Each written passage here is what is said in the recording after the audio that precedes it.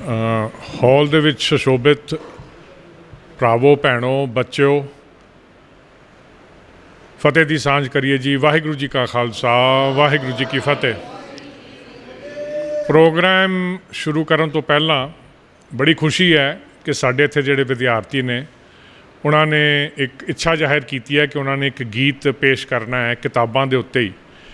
तो मैं बेनती करदा अपनी बच्चियां नूं कि इत्थे आके ते आके गीत पेश करन।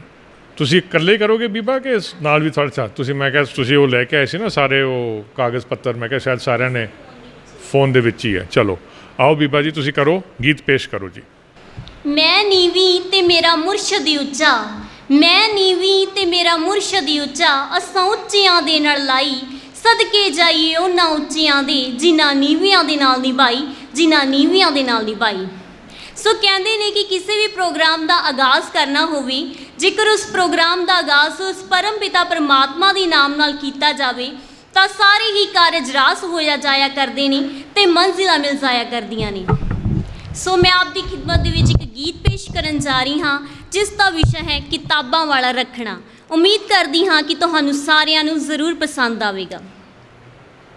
ऐसे वेड़े उड़दे सी माणुआ लड्डूआ वे लकड़ी दे तोतड़े, आही धुप्पां चढ़ियां से पुत वे जदों सी सुकाए तेरे पोतड़े, आही धुप्पां चढ़ियां से पुत वे जदों सी सुकाए तेरे पोतड़े।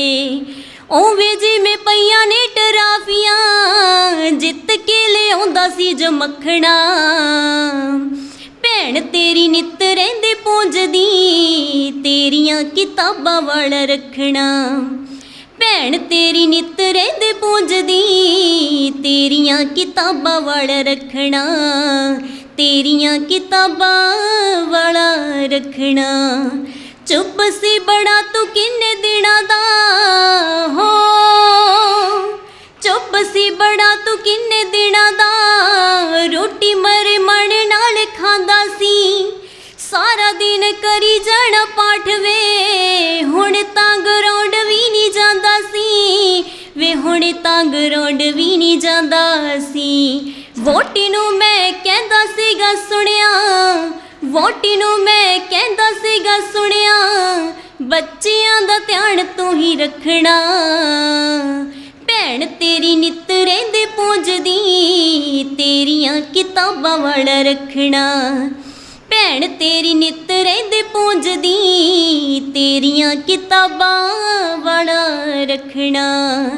फिर एक दिन फौजा दिल्लियों सुचेदार उत्ते आइयां चढ़वे, फिर एक दिन फौजा दिल्लियों सुचेदार उत्ते आइयां चढ़वे, केसरी निशाना लिखे लग्गिया सरो कदे मुंडियां दा हड़वे, कदे कदे छाती फुल जांदी ए हो, कदे कदे छाती फुल जांदी ए, कदे कदे कर लगे सखना,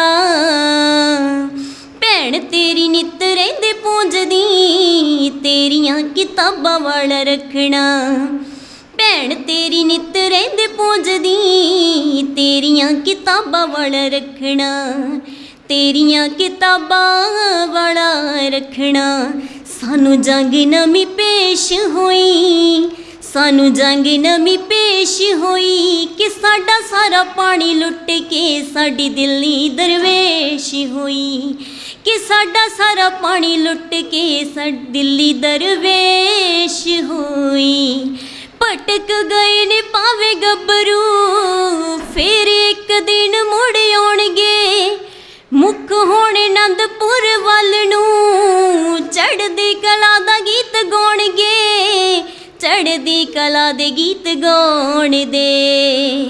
जिन्नी जिन्नी वैरियत चुकनी, जिन्नी जिन्नी वैरियत चुकनी, ओना ही ओना सिदका ने पकना, भैन तेरी नित रहिंदे पूंजदी तेरियां किताबां वाला रखना, भैन तेरी नित रहिंदे पूंजदी तेरियां किताबां वाला रखना, ਜਿਨ੍ਹਾਂ ਹੱਡਾਂ ਦੀ ਟਹਿਲ ਟਕੋਰ ਕੀਤੀ ਸਾਡੇ ਪੁਰਖਿਆਂ ਨੇ ਤੇ ਸਾਡੇ ਦਾਣਿਆਂ ਨੇ। ਜਿਨ੍ਹਾਂ ਹੱਡਾਂ ਦੀ ਟਹਿਲ ਟਕੋਰ ਕੀਤੀ ਸਾਡੇ ਪੁਰਖਿਆਂ ਨੇ ਤੇ ਸਾਡੇ ਦਾਣਿਆਂ ਨੇ, ਉਹਨਾਂ ਸਾਡੇ ਹੀ ਤਖਤ ਅਕਾਲ ਭੰਨੇ ਫੌਜਾਂ ਚਾੜ ਕੇ ਬਹੁਤੇ ਸਿਆਣਿਆਂ ਨੇ।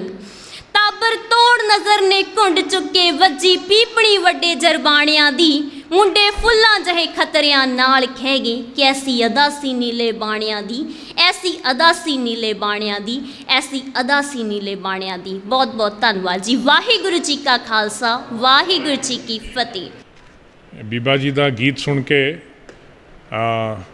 ਗੱਲਾਂ ਤਾਂ ਸਪਸ਼ਟ ਹੈਗੀਆਂ ਨੇ ਕਿ ਵੀ ਦੇਖੋ ਪੜ੍ਹਾਈ ਦਾ ਜਿਹੜਾ ਮਾਹੌਲ ਹੈ ਬੜਾ ਵਧੀਆ ਲੱਗਦਾ ਹੈ ਕਿ ਜਦੋਂ ਸਾਡੀਆਂ ਜਿਹੜੀਆਂ ਕੁੜੀਆਂ ਨੇ ਉਹਨਾਂ ਦਾ ਰੁਝਾਵ ਇਸ ਪਾਸੇ ਹਾਲੀ ਵੀ ਉੱਦਾਂ ਹੀ ਹੈ, ਵੱਧਦਾ ਹੀ ਜਾ ਰਿਹਾ ਹੈ, ਬੜਾ ਵਧੀਆ ਹੈ।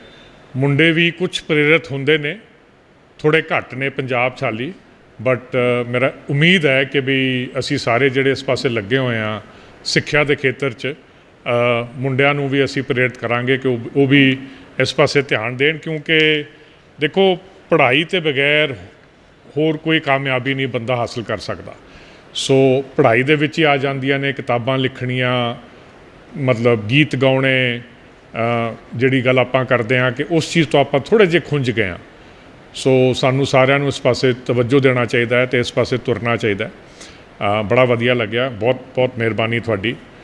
ਅਤੇ ਹੁਣ ਅੱਜ ਦੇ ਜਿਹੜੇ ਮੇਨ ਚੀਜ਼ ਜਿਹੜਾ ਇਵੈਂਟ ਹੈਗਾ, ਮੈਂ ਬੜੀ ਖੁਸ਼ੀ ਹੁੰਦੀ ਹੈ ਸਰਪ੍ਰੀਤ ਸਿੰਘ ਹੋਰਾਂ ਨੂੰ ਤੁਹਾਨੂੰ ਸਾਰਿਆਂ ਨੂੰ ਇੰਟਰੋਡਿਊਸ ਕਰਦਿਆਂ ਹੋਇਆਂ।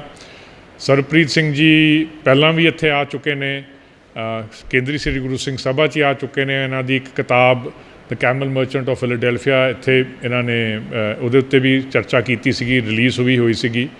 ਅਤੇ ਉਹ ਤੋਂ ਬਾਅਦ ਇਹ ਬੇਸਿਕਲੀ ਇਹਨਾਂ ਦਾ ਜੰਪਲ ਸਿੱਕਿਮ ਦਾ ਹੈਗਾ। ਸਿੱਕਿਮ ਤੋਂ ਫਿਰ ਇਹਨਾਂ ਨੇ ਉੱਥੋਂ ਪੜ੍ਹਾਈ ਕੀਤੀ, ਮੇਰੇ ਖਿਆਲ ਬਿਟਸ ਪਲਾਨੀ ਗਏ, ਇੰਜੀਨੀਅਰ ਬਣੇ।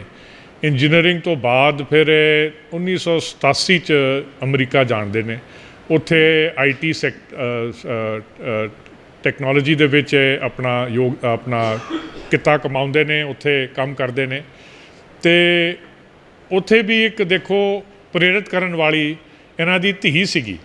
ਉਹ ਇਹਨਾਂ ਨੂੰ ਜਦੋਂ ਮੈਂ ਗੱਲ ਕਰ ਰਿਹਾ ਸੀ ਇਹਨਾਂ ਨਾਲ, ਉਹਨੇ ਬੀਬਾ ਨੇ ਇੱਕ ਕੁਲਤਾਰਜ਼ ਮਾਈਮ ਕਰਕੇ, ਉਹ ਥੀਏਟਰ ਨਾਲ ਸੰਬੋਧਨ ਨੇ, ਅਤੇ ਮਹਿਰ ਕੌਰ, ਅਤੇ ਉਹਨਾਂ ਨੇ ਇੱਕ ਕੁਲਤਾਰਜ਼ ਮਾਈਮ ਕਰਕੇ ਇੱਕ ਪਲੇਅ ਲਿਖਿਆ ਸੀ, ਅਤੇ ਜਿਹਦੇ ਵਿੱਚ ਆਈ ਥਿੰਕ ਸਰਦਾਰ ਸਰਬਜੀਤ ਸਿੰਘ ਉਹਨਾਂ ਨੇ ਫਿਰ ਆਪਣਾ ਯੋਗਦਾਨ ਪਾਇਆ ਸੀ। ਅਤੇ ਉਹ ਸੀਗਾ ਆਪਣੇ 84 ਦਾ ਜਿਹੜਾ ਕਤਲੇਆਮ ਹੋਇਆ ਸੀਗਾ। ਕੁਲਤਾਰ ਇੱਕ ਇਹੋ ਜਿਹਾ ਬੱਚਾ ਸੀਗਾ ਜਿਹੜਾ ਬਹਿਰਾ ਵੀ ਸੀਗਾ ਅਤੇ ਗੂੰਗਾ ਵੀ ਸੀ, ਅਤੇ ਉਹ ਕੀ ਮਹਿਸੂਸ ਕਰਦਾ ਜਦੋਂ 84 ਦਾ ਕਤਲੇਆਮ ਹੁੰਦਾ ਉਹਦੇ ਸਾਹਮਣੇ। ਅਤੇ ਉਹ ਇਹ ਪਲੇਅ ਇੱਥੇ ਲੈ ਕੇ ਵੀ ਆਏ ਸੀਗੇ, ਮੇਰੇ ਖਿਆਲ 6 ਕੰਟਰੀ 'ਚ ਲੈ ਕੇ ਗਏ ਸੀ ਤੁਸੀਂ? 6 ਕੰਟਰੀ 'ਚ ਲੈ ਕੇ ਗਏ ਸੀਗੇ। ਬਹੁਤ ਸਾਰੀ ਥਾਵਾਂ 'ਤੇ ਉਹਨਾਂ ਨੇ ਉਹ ਪਲੇਅ ਦਿਖਾਇਆ ਵੀ, ਅਤੇ ਬਹੁਤ ਵਧੀਆ, ਮਤਲਬ ਅੰਗਰੇਜ਼ ਬੱਚਿਆਂ ਨੇ ਹੀ ਉਹਦੇ 'ਤੇ ਦੇਖੋ ਆਪਣਾ ਯੋਗਦਾਨ ਪਾਇਆ ਅਤੇ ਬਾਖੂਬੀ ਪਾਇਆ। ਮਤਲਬ ਜਿਹੜੇ ਅਮਰੀਕਨ ਬੱਚੇ ਸੀਗੇ, ਅਮਰੀਕਨ ਆਰਟਿਸਟ ਸੀਗੇ, ਕਿਉਂਕਿ ਆਪ ਬੋਸਟਨ ਰਹਿੰਦੇ ਨੇ ਹੁਣ ਅਮਰੀਕਾ ਦੇ ਵਿੱਚ। ਅਤੇ ਮਤਲਬ ਜਿਹਨੂੰ ਕਹਿੰਦੇ ਜਦੋਂ ਜਿਸਨੇ ਵੀ ਉਹ ਪਲੇਅ ਦੇਖਿਆ ਨਾ, ਉਹਨਾਂ ਦੇ ਅੱਖਾਂ 'ਚ ਅੰਜੂ, ਮੇਰੇ ਖਿਆਲ ਕੋਈ ਵੀ ਇਹੋ ਜਿਹਾ ਨਹੀਂ ਸ਼ਖਸ ਸੀਗਾ ਜਿਨ੍ਹਾਂ ਦੇ ਅੱਖਾਂ ਦੇ ਵਿੱਚ ਅੰਜੂ ਨਹੀਂ ਆਏ ਸੀਗੇ ਜਦੋਂ ਉਹਨਾਂ ਨੇ ਉਹ ਪਲੇਅ ਨੂੰ ਵੇਖਿਆ ਸੀਗਾ। ਸੋ ਉੱਥੋਂ ਪ੍ਰੇਰਿਤ ਹੋ ਕੇ ਫਿਰ ਸਰਦਾਰ ਸਰਬਜੀਤ ਸਿੰਘ ਨੇ ਉਹਨਾਂ ਨੇ ਸੋਚਿਆ ਕਿ ਵੀ ਮੇਰਾ ਸ਼ਾਇਦ IT ਔਰ ਇੰਜੀਨੀਅਰਿੰਗ ਵਾਲਾ ਜਿਹੜਾ ਕੰਮ ਹੈ ਹੁਣ ਉਹ ਮੁਕੰਮਲ ਹੋ ਗਿਆ, ਅਤੇ ਮੈਂ ਕਿਤਾਬਾਂ ਵਾਲੀ ਆਪਣੀ ਜਿਹੜੀ ਸੋਚ ਹੈ ਉਹ ਮੈਂ ਕੇਂਦਰਿਤ ਕਰਾਂ। ਉਸ ਤੋਂ ਬਾਅਦ ਇਹਨਾਂ ਨੇ ਕਿਤਾਬਾਂ ਲਿਖਣੀਆਂ ਸ਼ੁਰੂ ਕੀਤੀਆਂ। ਮੇਰੇ ਪਿੱਛੇ ਤੁਹਾਨੂੰ ਪਤਾ ਹੀ ਹੈ, camel merchant of Philadelphia, story of the Sikhs, the night of the restless spirits. Night of the restless spirits ਮੈਂ ਤੁਹਾਨੂੰ ਯਾਦ ਦਿਲਾ ਦੇਵਾਂ ਕਿ ਜਦੋਂ ਕੋਵਿਡ ਦਾ ਟਾਈਮ ਸੀਗਾ ਅਤੇ ਮਾਝਾ ਹਾਊਸ ਨੇ night of the restless spirits ਦੇ ਵਿੱਚ ਇਹਨਾਂ ਦੇ ਨਾਲ ਇੱਕ ਔਨਲਾਈਨ ਸੈਸ਼ਨ ਕੀਤਾ ਸੀਗਾ। ਜਿਨ੍ਹਾਂ ਨੇ ਉਹ ਵੇਖਿਆ ਸੀ, ਉਹ ਬਹੁਤ ਕਮਾਲ ਦਾ ਸੈਸ਼ਨ ਸੀਗਾ, ਕਿਉਂਕਿ night of the restless spirits ਛੋਟੀਆਂ ਸਟੋਰੀਆਂ ਨੇ, ਉਹ ਵੀ 84 ਦੇ ਸੰਦਰਭ ਵਿੱਚ ਹੀ ਹੈਗੀਆਂ ਨੇ। ਅਤੇ ਇਹਨਾਂ ਦੀ ਜਿਹੜੀ ਪ੍ਰੋਜ਼ ਅਤੇ ਪੋਇਟਰੀ ਦੀ ਜਿਹੜੀ ਮਾਹਿਰਤਾ ਹੈ ਉਹ ਉਸ ਕਿਤਾਬ ਤੋਂ ਤੁਹਾਨੂੰ ਅਤੇ ਹੋਰ ਵੀ ਚੀਜ਼ਾਂ ਤੋਂ ਤੁਹਾਨੂੰ ਲੱਭਣਗੀਆਂ। ਤੇ ਹੁਣ ਇਹਨਾਂ ਨੇ ਹੋਰ ਵੀ ਕੋਈ ਕਿਤਾਬਾਂ ਲਿਖ ਰਹੇ ਨੇ। ਇੱਕ ਕੋਈ ਡਾਇਸਪੋਰਾ ਜਿਹੜੀ ਅਮਰੀਕਾ ਦੇ ਜਿਹੜੇ ਪੁਰਾਣੇ ਗਏ ਸੀ ਇੱਥੇ ਪੰਜਾਬੀ ਅਤੇ ਸਿੱਖ, ਉਹਨਾਂ ਦੇ ਉੱਤੇ ਇਹਨਾਂ ਦੀ ਇੱਕ ਕਿਤਾਬ ਚੱਲ ਰਹੀ ਹੈ।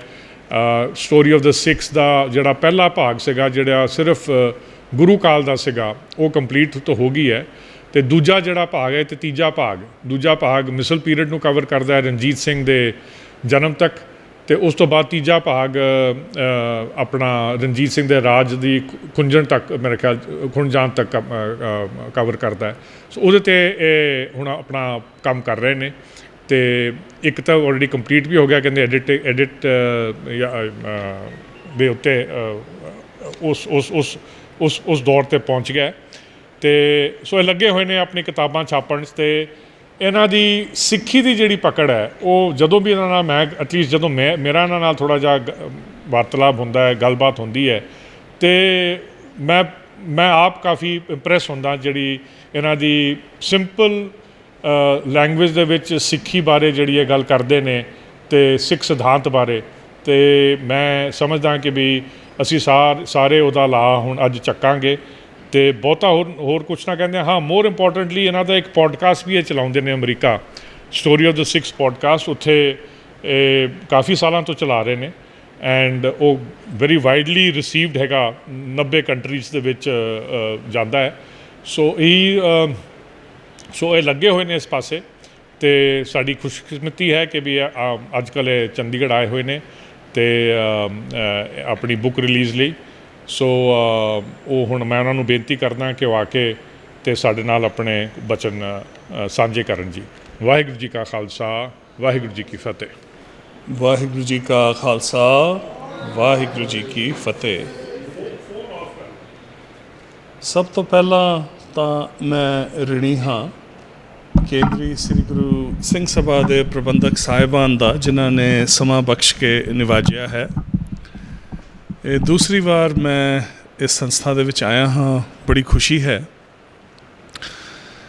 ਵੈਸੇ ਮੈਂ ਇਸ ਵਾਰ ਮੇਰੀ ਜਿਹੜੀ ਨਵੀਂ ਕਿਤਾਬ ਹੁਣੇ ਲਾਂਚ ਹੋਈ ਹੈ, ਦ ਸੂਫੀਜ਼ ਨਾਈਟਿੰਗੇਲ, ਉਹਦੇ ਸੰਬੰਧ ਵਿੱਚ ਮੈਂ ਆਇਆ ਹਾਂ। ਪਰ ਕਿਉਂਕਿ ਇਹ ਆਪਣੀ ਸੰਸਥਾ ਹੈ, ਇੱਥੇ ਮੈਂ ਕਿਸੇ ਹੋਰ ਵਿਸ਼ੇ 'ਤੇ ਆਪ ਜੀ ਦੇ ਨਾਲ ਆਪਣੇ ਵਿਚਾਰ ਸਾਂਝੇ ਕਰਨਾ ਚਾਹੁੰਦਾ ਹਾਂ। ਇੱਥੇ ਵਿਦਵਾਨ ਬੈਠੇ, ਸਟੂਡੈਂਟਸ ਬੈਠੇ ਹਨ, ਵਿਦਵਾਨ ਬੈਠੇ ਹਨ, ਪ੍ਰਚਾਰਕ ਬੈਠੇ ਹਨ। ਸ਼ੁਰੂਆਤ ਮੈਂ ਮਾफ़ੀ ਮੰਗ ਕੇ ਕਰਦਾ ਹਾਂ, ਜਿਸ ਤਰ੍ਹਾਂ ਕਿ ਸਰਦਾਰ ਗੁਰਪ੍ਰੀਤ ਸਿੰਘ ਜੀ ਨੇ ਆਪ ਨੂੰ ਦੱਸਿਆ, ਮੈਂ ਜੰਮਪਲ ਸਿੱਕਿਮ ਦਾ ਹਾਂ ਅਤੇ ਉਸ ਤੋਂ ਬਾਅਦ ਮੈਂ ਬਾਹਰ ਰਿਹਾ ਹਾਂ। ਸੋ ਮੇਰੀ ਪੰਜਾਬੀ ਬੋਲੀ ਬੜੀ ਸਰਲ ਅਤੇ ਇੱਕ ਕਿਸਮ ਦੇ ਵਿੱਚ ਕਮਜ਼ੋਰ ਹੀ ਹੈ। ਪਰ ਕਿਉਂਕਿ ਅਸੀਂ ਇੱਥੇ ਗੱਲ ਕਰ ਰਹੇ ਹਾਂ, ਮੈਂ ਪੰਜਾਬੀ ਦੇ ਵਿੱਚ ਗੱਲ ਕਰਨ ਦੀ ਕੋਸ਼ਿਸ਼ ਕਰਾਂਗਾ। ਇਹ ਬਿਲਕੁਲ ਸੱਚੀ ਗੱਲ ਹੈ ਕਿ I am much more comfortable in English, ਪਰ ਮੈਂ ਆਪਣੇ ਵੱਲੋਂ ਕੋਸ਼ਿਸ਼ ਹੈ। ਸੋ ਅੱਜ ਦਾ ਮੇਰਾ ਵਿਸ਼ਾ ਹੈ ਆਪਣੀ ਆਉਣ ਵਾਲੀ ਪੀੜ੍ਹੀਆਂ ਨੂੰ ਇੰਸਪਾਇਰ ਕਰਨਾ ਅਤੇ ਆਪਣੇ ਵਿਰਸੇ ਦੇ ਨਾਲ ਜੋੜਨਾ। ਅਸੀਂ ਸਾਰੇ ਇਸ ਪਾਸੇ ਲੱਗੇ ਹਾਂ, ਆਪਣੇ ਆਪਣੇ ਤਰੀਕੇ ਦੇ ਨਾਲ ਕੋਸ਼ਿਸ਼ ਕਰ ਰਹੇ ਹਾਂ। ਅਤੇ ਦਾਸ ਦਾ ਵੀ ਇੱਕ ਛੋਟਾ ਜਿਹਾ ਉਪਰਾਲਾ ਹੈ ਇਹਨਾਂ ਪੁਸਤਕਾਂ ਰਾਹੀਂ, ਪੋਡਕਾਸਟ ਰਾਹੀਂ। ਇਹ ਕਿਸ ਤਰ੍ਹਾਂ ਮੈਂ ਇੱਥੋਂ ਤੱਕ ਪਹੁੰਚਿਆ ਅਤੇ ਕਿਸ ਤਰ੍ਹਾਂ ਦਾ ਰਿਸਪੌਂਸ ਮਿਲਿਆ ਹੈ, ਅਤੇ ਅੱਗੇ ਜਾ ਕੇ ਹੋਰ ਮੇਰੇ ਹਿਸਾਬ ਦੇ ਨਾਲ ਕੀ ਕਰਨ ਦੀ ਲੋੜ ਹੈ, ਇਹਨਾਂ ਚੀਜ਼ਾਂ ਬਾਰੇ ਮੈਂ ਅੱਜ ਆਪ ਜੀ ਦੇ ਨਾਲ ਵਿਚਾਰ ਸਾਂਝੇ ਕਰਨਾ ਚਾਹੁੰਦਾ ਹਾਂ।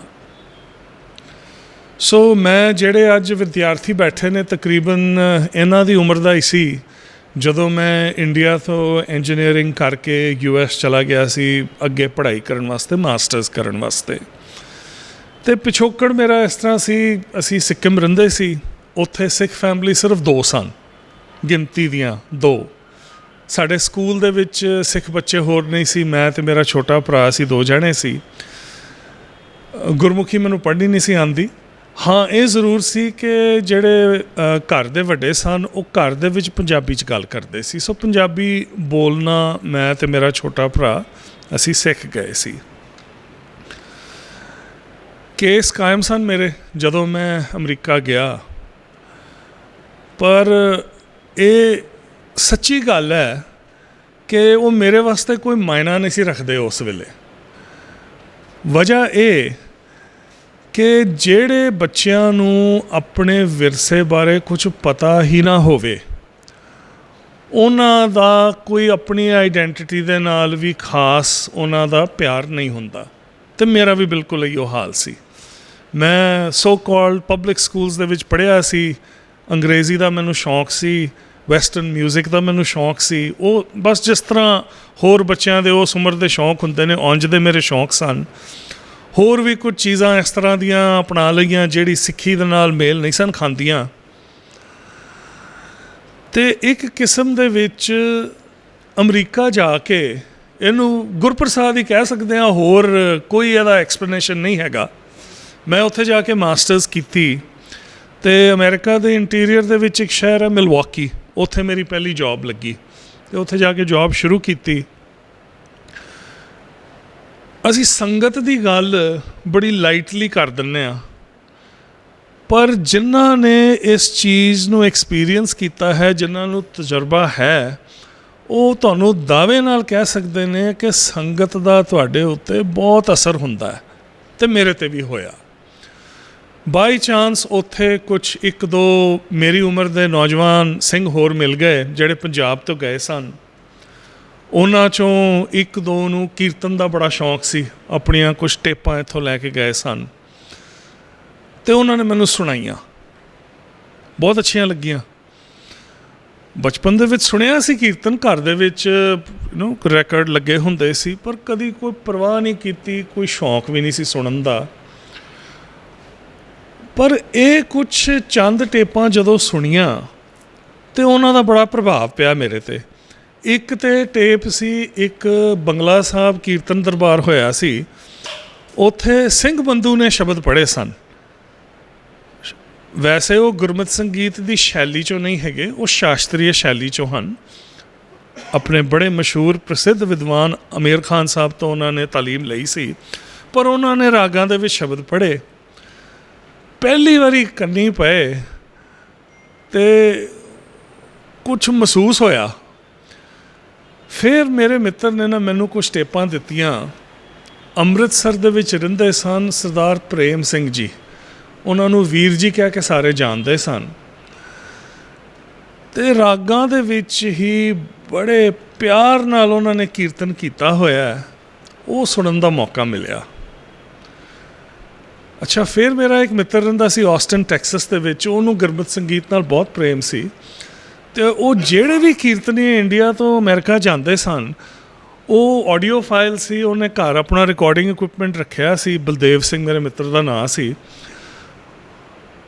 ਮੈਂ ਜਦੋਂ ਕੁਛ ਡਿਸਕਸ਼ਨ ਹੋਈ ਕੀਰਤਨ ਬਾਰੇ ਗੱਲ ਕੀਤੀ, ਕਹਿੰਦਾ ਇਹ ਬਹੁਤ ਵਧੀਆ ਹੈ, ਪਰ ਮੈਂ ਨਾ ਅਸਲੀ ਸ਼ੈਲੀ ਵਾਲਾ ਕੀਰਤਨ ਤੁਹਾਨੂੰ ਸੁਣਾਉਂਦਾ ਵਾਂ। ਅਤੇ ਬਲਦੇਵ ਸਿੰਘ ਜੀ ਨੇ ਨਾ ਮੈਨੂੰ ਟੇਪ ਭੇਜੀ ਇੱਕ, ਜਿਹੜੀ ਉਹਨਾਂ ਨੇ ਘਰ ਰਿਕਾਰਡ ਕੀਤੀ ਸੀ ਭਾਈ ਅਵਤਾਰ ਸਿੰਘ ਗੁਰਚਰਨ ਸਿੰਘ ਜੀ ਦੀ, ਜਿਹੜੇ ਕਿ ਦਿੱਲੀ ਜਿਨ੍ਹਾਂ ਨੇ ਬੜੇ ਸਾਲ ਸੇਵਾ ਕੀਤੀ ਹੈ, ਅਤੇ ਕੀਰਤਨ ਦੇ ਵਿੱਚ 11ਵੀਂ ਪੀੜ੍ਹੀ ਸੀ ਜੀ ਉਹਨਾਂ ਦੀ। ਹੁਣ ਇਸ ਗੱਲ ਨੂੰ ਨਾ 35 ਸਾਲ ਤੋਂ ਜ਼ਿਆਦਾ ਹੋ ਗਏ ਨੇ, ਪਰ ਮੈਨੂੰ ਅੱਜ ਤੱਕ ਯਾਦ ਹੈ ਕਿ ਜਦੋਂ ਮੈਂ ਉਹ ਟੇਪ ਆਪਣੇ ਟੇਪ ਡੈਕ ਦੇ ਵਿੱਚ ਪਾਈ ਅਤੇ ਪਹਿਲੀ ਵਾਰੀ ਭਾਈ ਅਵਤਾਰ ਸਿੰਘ ਗੁਰਚਰਨ ਸਿੰਘ ਜੀ ਦਾ ਕੀਰਤਨ ਸੁਣਿਆ, ਰਾਗ ਬਿਲਾਵਲ ਦੀ ਪੜਤਾਲ ਸੀ, ਮੋਹਨ ਨੀਂਦ ਨਾ ਆਵੇ। ਹਾਲੇ ਤੱਕ ਉਹ ਅਸਰ ਬਸ ਉਂਝ ਦਾ ਉਂਝ ਹੀ ਨਾਲ ਚੱਲ ਰਿਹਾ। ਇੱਥੋਂ ਮੈਨੂੰ ਲਗਾਵ ਹੋਣਾ ਸ਼ੁਰੂ ਹੋਇਆ ਸਿੱਖੀ ਦੇ ਨਾਲ, ਥੋੜ੍ਹਾ ਥੋੜ੍ਹਾ ਸ਼ੁਰੂਆਤ ਸੀ। ਅੱਛਾ, ਇਸ ਉਮਰ ਦੇ ਬੱਚੇ ਸਾਰੇ ਕਿਊਰੀਅਸ ਤਾਂ ਹੁੰਦੇ ਹੀ ਨੇ, ਮੈਂ ਵੀ ਸੀ ਥੋੜ੍ਹਾ ਜਿਹਾ। ਅਤੇ ਅਸਲ 'ਚ ਇਸ ਤੋਂ 1-2 ਸਾਲ ਪਹਿਲਾਂ ਹੀ ਮੈਂ ਉੱਥੇ ਕੰਪਿਊਟਰ ਸਾਇੰਸ ਪੜ੍ਹਨ ਗਿਆ ਸੀ। ਮੇਰਾ ਕੋਈ ਲਿਬਰਲ ਆਰਟਸ ਦਾ ਕਾਲਜ ਨਹੀਂ ਸੀ ਹੈਗਾ, ਪਰ ਮੈਂ ਆਪਣੇ ਕਾਲਜ ਦੀ ਲਾਇਬ੍ਰੇਰੀ ਚਲਾ ਗਿਆ ਅਤੇ ਉੱਥੇ ਨਾ ਮੈਨੂੰ ਉਹਨਾਂ ਦੇ ਹਿਊਮੈਨਿਟੀ ਸੈਕਸ਼ਨ ਦੇ ਵਿੱਚ ਨਾ ਇੱਕ ਅੱਧੀ ਕਿਤਾਬ ਮੈਨੂੰ ਦਿਸੀ ਸਿੱਖ ਰਿਲੀਜਨ ਬਾਰੇ। ਉਦੋਂ ਤੱਕ ਮੈਂ ਕਦੀ ਕੁਛ ਨਹੀਂ ਸੀ ਪੜ੍ਹਿਆ, ਕਿਉਂਕਿ ਦੇਖੋ ਮੈਂ ਸਿੱਕਿਮ 'ਚ ਪੜ੍ਹਦਾ ਸੀ, ICSE ISC ਦਾ ਬੋਰਡ ਸੀ। ਉਹ ਹਿਸਟਰੀ ਦੀਆਂ ਟੈਕਸਟ ਬੁੱਕਸ ਦੇ ਵਿੱਚ ਤੁਸੀਂ ਇੰਡੀਆ ਦੀ ਹਿਸਟਰੀ ਪੜ੍ਹਦੇ ਸੀ, ਯੂਰਪ ਦੀ ਹਿਸਟਰੀ ਪੜ੍ਹਦੇ ਸੀ, ਸਿੱਖਾਂ ਦੀ ਹਿਸਟਰੀ ਉਹਨਾਂ ਟੈਕਸਟ ਬੁੱਕਸ ਦੇ ਵਿੱਚ ਦਰਜ ਨਹੀਂ ਸੀ ਹੈਗੀ। ਸੋ ਮੈਨੂੰ ਕਿਤਾਬ ਲੱਭੀ J.D. ਕਨਿੰਗਹਮ ਦੀ, ਜਿਹੜੀ ਕਿ ਸ਼ਾਇਦ ਪਹਿਲੀ ਤਾਰੀਖ ਸਿੱਖਾਂ ਦੀ ਅੰਗਰੇਜ਼ੀ ਦੇ ਵਿੱਚ ਲਿਖੀ ਗਈ ਸੀ। ਅਤੇ ਮੈਂ ਦਾਅਵੇ ਨਾਲ ਕਹਿ ਸਕਦਾ ਹਾਂ ਕਿ ਇਹ ਕਿਤਾਬ ਪੜ੍ਹ ਕੇ ਐਸਾ ਮੇਰੇ 'ਤੇ ਅਸਰ ਹੋਇਆ, ਕਿਉਂਕਿ ਪਹਿਲੀ ਵਾਰ ਮੈਂ ਆਪਣੇ ਪੰਥ ਦੀ ਹਿਸਟਰੀ ਦੇ ਨਾਲ ਥੋੜ੍ਹਾ ਜਿਹਾ ਇੰਗੇਜ ਕੀਤਾ। ਗੁਰੂ ਨਾਨਕ ਸਾਹਿਬ ਬਾਰੇ ਥੋੜ੍ਹਾ ਬਹੁਤ ਪਤਾ ਸੀ, ਹਰ ਸਿੱਖ ਬੱਚੇ ਨੂੰ ਪਤਾ ਹੁੰਦਾ। ਗੁਰੂ ਗੋਬਿੰਦ ਸਿੰਘ ਜੀ ਬਾਰੇ ਥੋੜ੍ਹਾ ਜਿਹਾ ਪਤਾ ਸੀ, ਹਰ ਇੱਕ ਸਿੱਖ ਬੱਚੇ ਨੂੰ ਪਤਾ ਹੁੰਦਾ ਹੈ। ਉਸ ਤੋਂ ਇਲਾਵਾ ਕੁਛ ਨਹੀਂ ਸੀ ਪਤਾ। ਜਦ ਮੈਂ J.D. ਕਨਿੰਗਹਮ ਦੀ ਕਿਤਾਬ ਪੜ੍ਹੀ, ਖਾਸ ਕਰਕੇ ਜਦ ਮੈਂ ਉਸ ਸਮੇਂ ਉਸ ਕਾਲ 'ਚ ਪਹੁੰਚਿਆ ਜਦੋਂ ਮਿਸਲਾਂ ਸ਼ੁਰੂ ਹੋਈਆਂ, ਬੰਦਾ ਸਿੰਘ ਬਹਾਦਰ ਤੋਂ ਲੈ ਕੇ ਮਹਾਰਾਜਾ ਰਣਜੀਤ ਸਿੰਘ ਦੇ ਪੈਦਾ ਹੋਣ ਤੱਕ ਦਾ ਜਦ ਮੈਂ ਇਤਿਹਾਸ ਪੜ੍ਹਿਆ ਤਾਂ ਰੋਂਗਟੇ ਖੜ੍ਹੇ ਹੋ ਗਏ। ਪਹਿਲੀ ਵਾਰੀ ਅਹਿਸਾਸ ਹੋਇਆ ਮੈਨੂੰ ਕਿ ਆਹ ਜਿਹੜੀ ਸਿੱਖ ਆਈਡੈਂਟੀਟੀ ਹੈ, ਜਿਹੜੀ ਮੈਂ ਇੱਕ ਬੋਝ ਸਮਝ ਕੇ ਘੜੀਸੀ ਫਿਰਦਾ ਵਾਂ ਨਾਲ ਆਪਣੇ, ਇਹਦੀ ਕੀਮਤ ਕੀ ਹੈ। ਅਤੇ ਜਿਹੜੇ ਉਸ ਕਾਲ ਦੇ ਸਿੱਖ ਸਨ, ਉਹਨਾਂ ਨੇ ਕੀ ਕੀਮਤ ਦੇ ਕੇ ਇਸ ਆਈਡੈਂਟੀਟੀ ਨੂੰ ਕਾਇਮ ਰੱਖਿਆ, ਇਹ ਪਹਿਲੀ ਵਾਰੀ ਮੈਨੂੰ ਅਹਿਸਾਸ ਹੋਇਆ। ਗੁਰਮੁਖੀ ਪੜ੍ਹਨੀ ਆਉਂਦੀ ਨਹੀਂ ਸੀ, ਹੋਰ ਕਿਤਾਬਾਂ ਲੱਭੀਆਂ।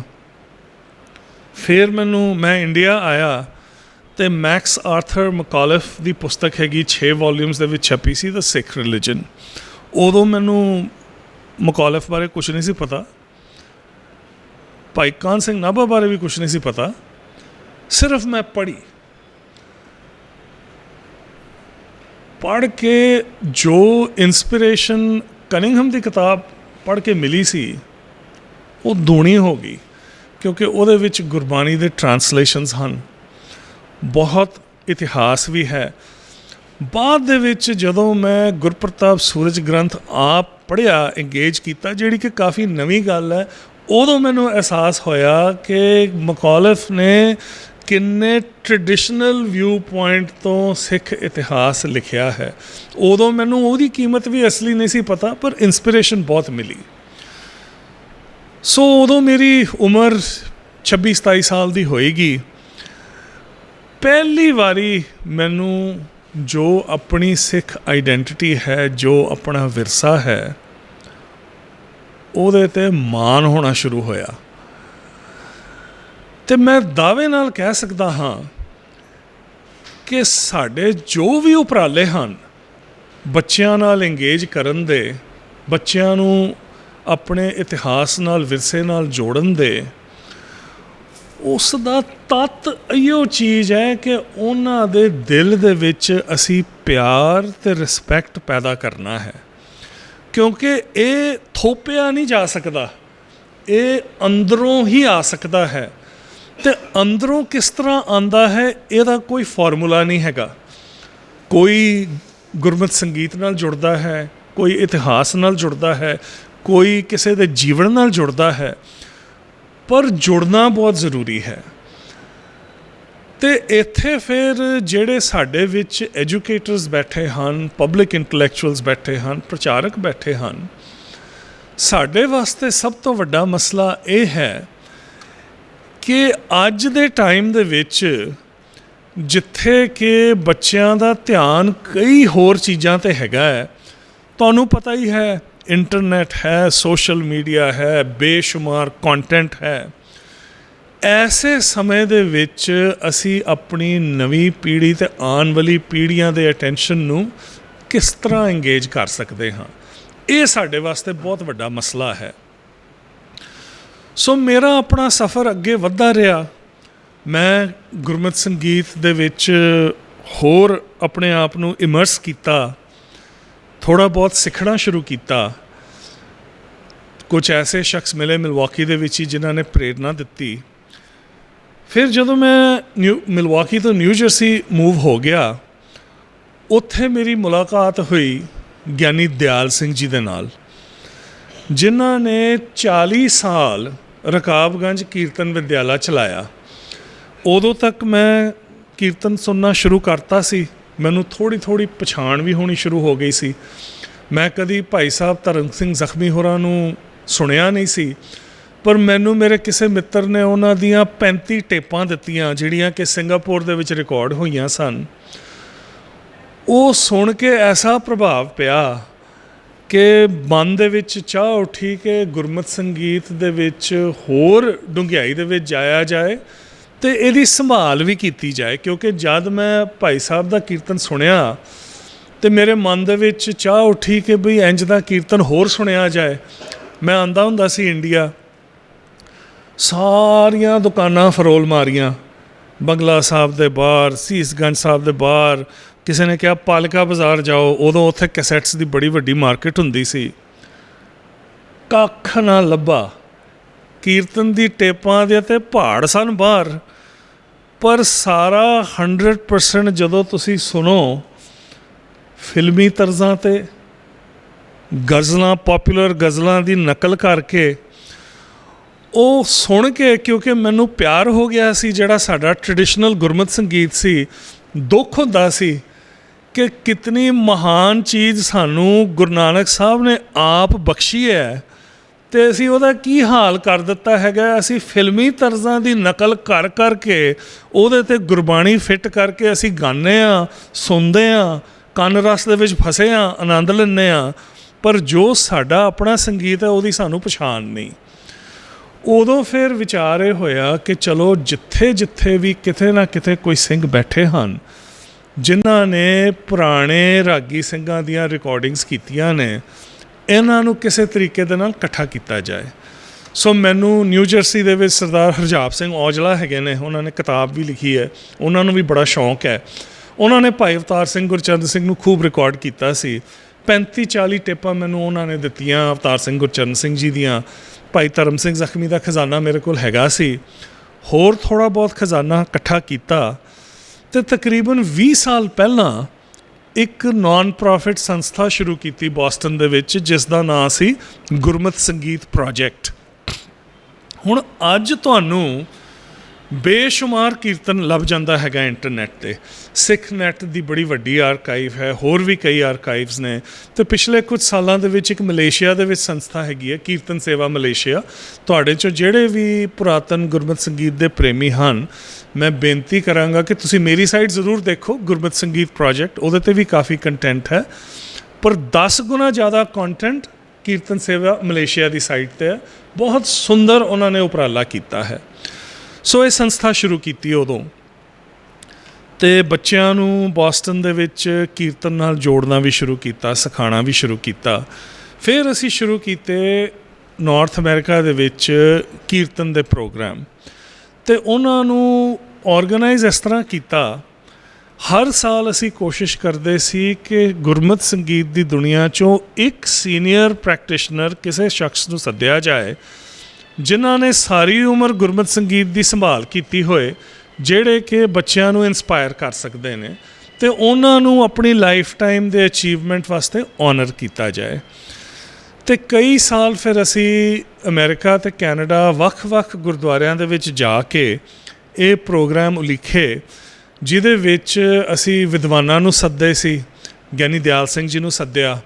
ਕੈਨੇਡਾ ਦੇ ਵਿੱਚ ਇੱਕ ਬੜੇ ਬਜ਼ੁਰਗ ਟੀਚਰ ਸਨ ਸਰਦਾਰ ਪੁਰਸ਼ੋਤਮ ਸਿੰਘ ਜੀ, ਜਿਨ੍ਹਾਂ ਨੇ 20 ਸਾਲ ਤੋਂ ਜ਼ਿਆਦਾ ਕੈਨੇਡਾ ਦੇ ਵਿੱਚ ਬੇਸ਼ੁਮਾਰ ਬੱਚੇ ਤਿਆਰ ਕੀਤੇ ਕੀਰਤਨ ਵੱਲ, ਜਿਨ੍ਹਾਂ ਨੂੰ ਉਹਨਾਂ ਨੇ ਪ੍ਰੇਰਿਆ। ਅਤੇ ਐਸੀ ਸ਼ਖਸੀਅਤ ਸੀ ਉਹਨਾਂ ਦੀ, ਸਿਰ ਸੁੱਟ ਕੇ ਸੇਵਾ ਕਰਦੇ ਸਨ।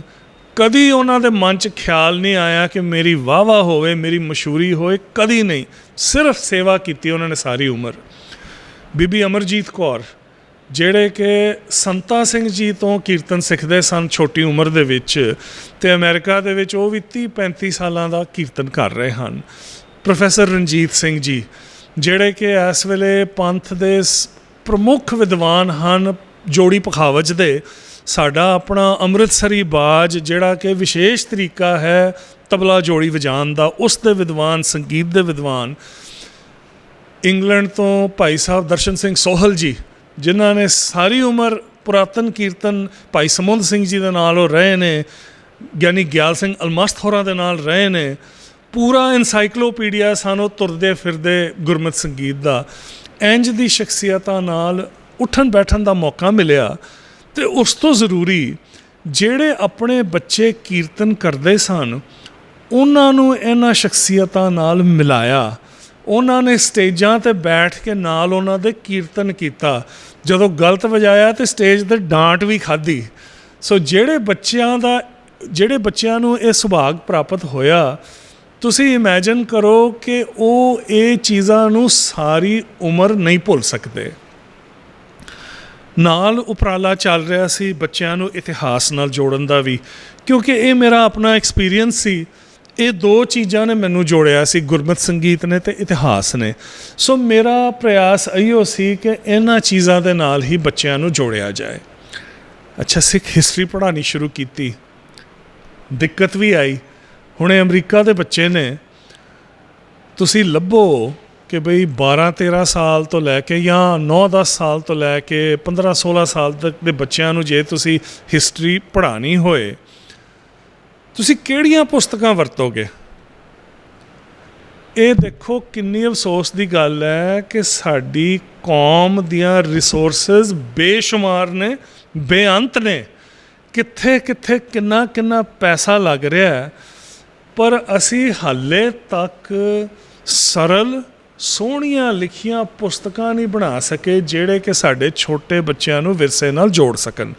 ਹੈਗੀਆਂ ਨੇ ਕੁਝ ਕਿਤਾਬਾਂ 50, 60, 70 ਸਾਲ ਪਹਿਲਾਂ ਲਿਖੀਆਂ ਹੋਈਆਂ, ਉਹਨਾਂ ਦੀ ਬੋਲੀ ਬੜੀ ਆਰਕੇਕ ਹੈ, ਉਹਨਾਂ ਦੇ ਐਕਸਪਲੇਨੇਸ਼ਨ ਸਮਝ ਨਹੀਂ ਆਉਂਦੇ, ਬਹੁਤ ਰੁੱਖੀਆਂ ਨੇ। ਬੱਚੇ ਉਹਨਾਂ ਨੂੰ ਕੋਈ ਧਿਆਨ ਦੇ ਨਾਲ ਨਹੀਂ ਪੜ੍ਹਦੇ। ਬੜੀ ਦਿੱਕਤ ਆਈ। ਫਿਰ ਉਦੋਂ ਖਿਆਲ ਆਇਆ ਕਿ ਕਿਉਂ ਨਾ ਬੱਚਿਆਂ ਨੂੰ ਹੋਰ ਇੱਕ ਤਰੀਕੇ ਦੇ ਨਾਲ ਇਤਿਹਾਸ ਨਾਲ ਜੋੜਿਆ ਜਾਏ। ਅਤੇ ਸਾਡੇ ਬੋਸਟਨ ਦੇ ਵਿੱਚ ਨਾ ਸਪੀਚ ਕੰਪੀਟੀਸ਼ਨ ਹੋਣਾ ਸੀ, ਇੱਕ ਬੜਾ ਵੱਡਾ ਇੰਟਰਨੈਸ਼ਨਲ ਸਪੀਚ ਕੰਪੀਟੀਸ਼ਨ। ਅਤੇ ਫਿਰ ਨਾ 1-2 ਛੋਟੇ ਨਾਟਕ ਤਿਆਰ ਕੀਤੇ ਪੰਜਾਬੀ ਦੇ ਵਿੱਚ।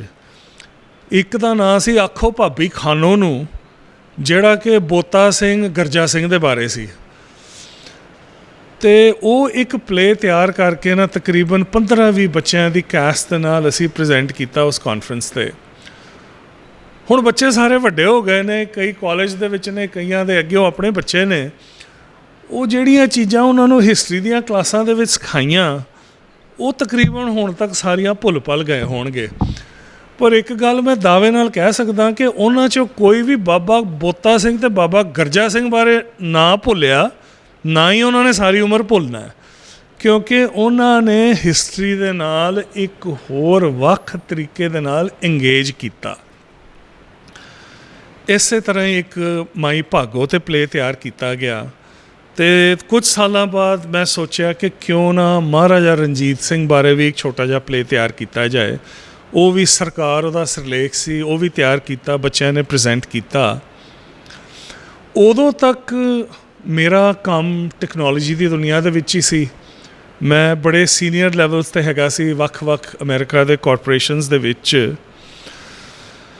ਅਤੇ ਉਦੋਂ ਮਨ ਦੇ ਵਿੱਚ ਖਿਆਲ ਆਇਆ ਕਿ ਇਹ ਜੋ ਮੈਂ ਖੋਜ ਕੀਤੀ ਹੈ ਥੋੜ੍ਹੀ ਬਹੁਤ, ਉਦੋਂ ਮੈਂ ਸਿਰਫ ਇੰਗਲਿਸ਼ ਸੋਰਸਿਸ ਪੜ੍ਹਦਾ ਹੁੰਦਾ ਸੀ। ਗੁਰਮੁਖੀ ਪੜ੍ਹਨੀ ਮੈਂ ਸਿੱਖ ਲਈ ਸੀ ਜਾ ਕੇ।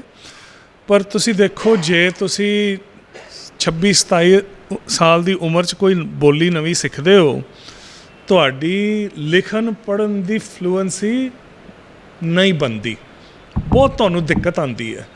ਸੋ ਉਦੋਂ ਵੀ ਮੈਂ ਸੋਰਸਿਸ ਸਾਰੇ ਅੰਗਰੇਜ਼ੀ 'ਚ ਲਿਖੇ ਹੀ ਰੈਫਰ ਕਰਦਾ ਹੁੰਦਾ ਸੀ।